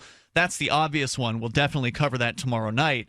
But what else is out there? There's some other interesting stuff. Like in Maine, for instance, there's apparently a ballot measure that, or a referendum that is actually going to allow for ranked choice voting, which would mean that Maine voters, if this passes, will be able to rank their choices. So instead of just getting to pick one, you can then, this gets rid of the wasted vote syndrome, because now if you like Jill Stein, you can vote her number one, and then you could vote, Johnson 2 or Hillary 2. Well, I'm sure people are still going to vote the ridiculous incumbent party candidates as their number one choice. Well, no, that's not the point of. Maybe that's because they don't understand ranked choice voting. My understanding of ranked choice is you vote for the one you like the best at the top, and then vote for the second best at number 2. And so, presuming most people are going to vote for the big candidates, Hillary and whoever else or Trump will still likely win. But at least then there's no more excuse to not vote for the person who you want at the top position. There's less of an excuse, I guess, for it in that case. And right now, ranked choice voting is winning with 54% in Maine. Oh my God, that would be great. Also, start that everywhere. Yeah. Also in Maine, legalizing marijuana is winning, despite the governor of the state coming out with a video trying to scare people into voting no for legalizing marijuana, talking about how it's going to, make people crazy or whatever. Reefer madness. Yeah. It really was that. He really did come out with a crazy propaganda video about this. The governor of Maine has said a lot of really horrific things as far as the drug war goes. He has called for vigilantism. He's called for the death penalty for drug dealers. He has just said a lot of things that are horrifically fascist about drugs. And there's some drugs that I like more than other ones. I agree, heroin, not really a good thing to really have in a society. But to argue for public lynching of a local drug dealer is not something that I want to see a governor of any state saying. That is, I think we're a little bit more progressive than that as a society at this point. Past public hangings. So Maine, in the bad news section, is going to increase their minimum wage likely with 57%. Now, just to be fair, there's only 15% reporting here of these numbers, okay? It'll likely pass. Yeah, minimum wage increase likely going to pass. Income tax surcharge for public education, so they're going to increase the income tax. That's likely going to pass with 53% voting for that. So Maine, not a libertarian place, even though Gary Johnson got 5%. But remember, people voting for Gary Johnson aren't necessarily voting for him because he's a libertarian, but simply because he's not Trump or Clinton. Which brings us to the marijuana vote in Massachusetts, where it was 50% to 50% earlier, with only about 6% reporting. Now we've got 21% reporting and 52% voting in favor of legalizing, regulating, and taxing marijuana. So it's looking to be good news for the marijuana legalization movement here tonight. Last time in California, though, where they're voting on it again, last time in California, the growers of medical marijuana were lobbying to not legalize marijuana, which is a crazy thing if you think about it. Why would somebody who's legally growing it not want it to be even more legal? But they were pushing against that. So it'll be interesting to see how that pans out. Again, polls not yet closed on the West Coast. In New Hampshire, Gary Johnson is doing, let's see, I think he was doing over 4% last time I looked. But the big news for New Hampshire libertarians is their gubernatorial candidate, who for the last few elections, their candidate for governor hasn't really done much better than 2%. This time, and likely maybe it's due to the whole Trump-Clinton thing, but this time the Libertarian is getting around 5%, which means that the Libertarian candidate for governor, Max Abramson, who you've heard call this show, he's not going to win, but what he is going to succeed at if he sticks at 5% is if it's over 4% for the Libertarian for governor in New Hampshire, that means Libertarians will be able to fill the ballots in the next election here. And in New Hampshire, the elections happen every 2 years. So you can turn over the entire state house every 2 years here. The governor is every 2 years. So in 2 years from now, Libertarians will be able to run for election for the same cost as Republicans and Democrats, which is a huge change, and it hasn't been that way since the 1990s. So that's big news here in New Hampshire. Yeah. If you're a Libertarian and you're here and you don't want to run as a Republican or Democrat, 2 years from now, if we continue to get more than 4% here tonight, then that'll be possible. It'll then cost $2 to run for state rep. Nice. $2. So that's huge news. Let's see. What else? Are you looking at anything interesting there, Johnson? I see you studying the map over at Politico.com. I'm just staring at it. It's just waiting for things to refresh. So toll-free number tonight, 855-450-FREE. And by the way, you can, of course, join us online anytime over at freetalklive.com. For those of you that want to continue following the election results here, Free Talk Live wraps our show every night, 10 p.m. We do the show live 7 nights a week from 7 to 10 p.m. Eastern Time. And many of our listeners are listening on the radio. Please stay tuned to your radio stations. I don't want to tell you to tune out from your favorite station. But if you're listening online, if you're listening to LRN.FM, you know that we haven't had a live show on Tuesday nights for several weeks since the Rebel Love Show retired their program. And tonight we are going to have a special edition of Off the Air Live, which is Cody's show. Yep. Normally you hear Off the Air Live on Saturday nights from 10 p.m. to midnight Eastern. Although this weekend, in a drunken stupor, you decided to increase your show length by 50%. Do you remember doing that, Cody? I do. Yes. Okay. Good. I don't remember making the decision, but yes. Apparently now it's a 3-hour-long show on Saturdays. You were so frustrated with not having enough time to talk on Saturday night that you demanded a third hour, and I said I can do that. I actually programmed a third hour for you during your show, so it wasn't just a one-time thing. It is now you're on the schedule from 10 p.m. to 1 a.m. Saturday night into Sunday morning. So for those of you who've been enjoying Off the Air Live, you now get 50% more Off the Air Live on Saturday nights. And this week, you're going to get 50% more Off the Air Live in the form of an extra show, which is happening tonight. You seem to be less depressed now than you were 3 hours ago. Right. And during the hour break, I am going to make an alcohol run because I feel like it's going to be necessary to get through the rest of the night. I hear there's alcoholic ice cream in the house right now. No? Apparently not. I'm being told that you can't have any of that.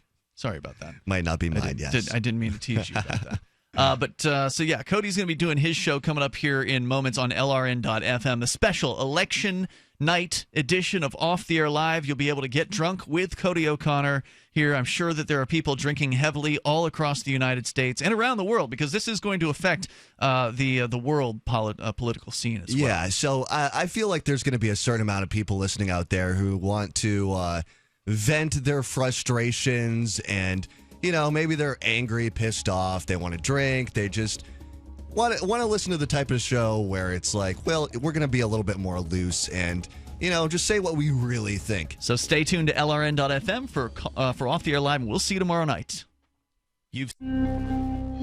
The Dick Cheney Vice Presidential Library opens in a pitch-dark, sulfurous underground cave, and a seedless watermelon is coming to grips with the fact it'll never be able to have kids. This is the Onion Week in Review. Following a litany of tragedies occurring over the past year, a report this week from scientists at Princeton University confirmed that 90% of the Earth's atmosphere is now made up of thoughts and prayers. Researchers confirmed that with the rise of tragic events occurring all across the world each and every day, the Earth's atmosphere is 7% nitrogen, 3% oxygen, and 90% emotional pleas begging for everything to be okay. In other news, a new study finds nothing that will actually convince you to change your lifestyle, so just forget it. UMass Dartmouth is beginning to regret offering a course in applied domestic terrorism, and a sparrow thinks it might have caught the bird flu after puking seeds all morning. Stay tuned after the video for a brief tear in the fabric of space-time, offering a glimpse at next week's Onion Review. And keep checking theonion.com for more. This is the Onion News Network. We've all heard about blockchain assets like Dogecoin, Ether, and Ripple. Bitcoin isn't the only player in the blockchain game any longer. And for those of us wondering how to get our hands on these digital assets, finally, there's a solution. Shapeshift.io allows you to buy and sell between your digital assets and Bitcoin instantly between your own digital wallets. I've used it with ease. Shapeshift.io. There's no account or email address needed. You send them the crypto you want to sell. They send back the crypto you want to buy. It's that easy. Shapeshift.io.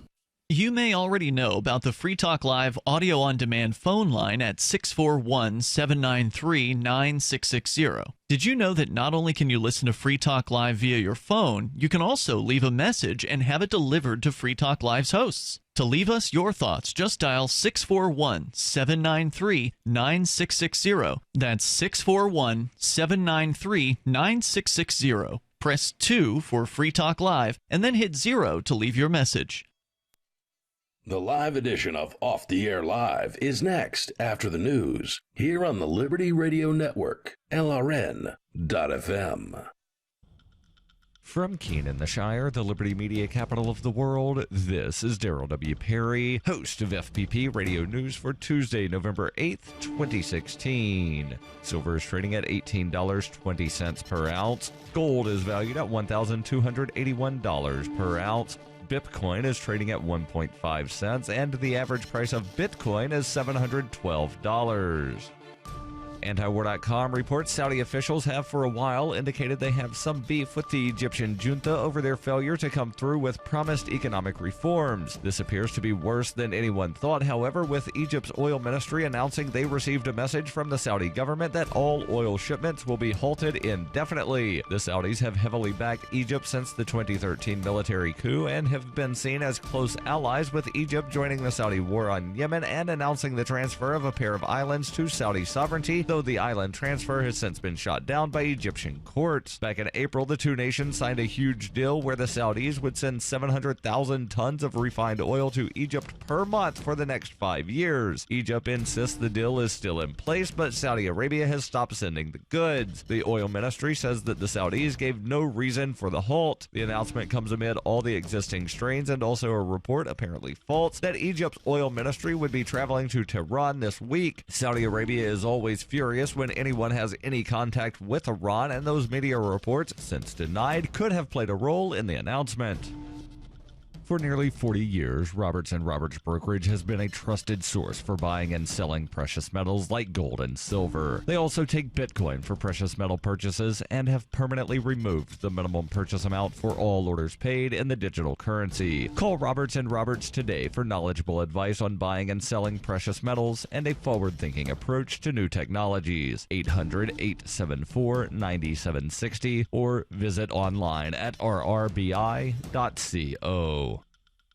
UPI reports Janet Reno, a former Florida prosecutor who rose to become the top law enforcement officer and first female attorney general in the United States, died on Monday of complications from Parkinson's disease. Reno was 78 years old. She was diagnosed with Parkinson's in 1995 and lived her final days in South Florida, where she began her prosperous legal career more than 40 years ago. Reno was U.S. Attorney General for all but the first 7 weeks of former President Bill Clinton's 8-year presidency. She remains the second longest-serving Attorney General in American history after William Wirt. Reno had presided over nearly all of the Justice Department's most high-profile incidents of the 1990s. Less than a month into her tenure, Reno controversially ordered the FBI to raid the Waco, Texas compound of David Koresh, which led to the death of over 80 people. 2 years later, Timothy McVeigh bombed the Alfred P. Murrah Federal Building in Oklahoma City, killing 168 people. And in 2000, Reno ordered 6-year-old Cuban refugee Elian Gonzalez removed from his relatives in Miami and returned to Cuba, an action that angered Florida's Cuban-American community.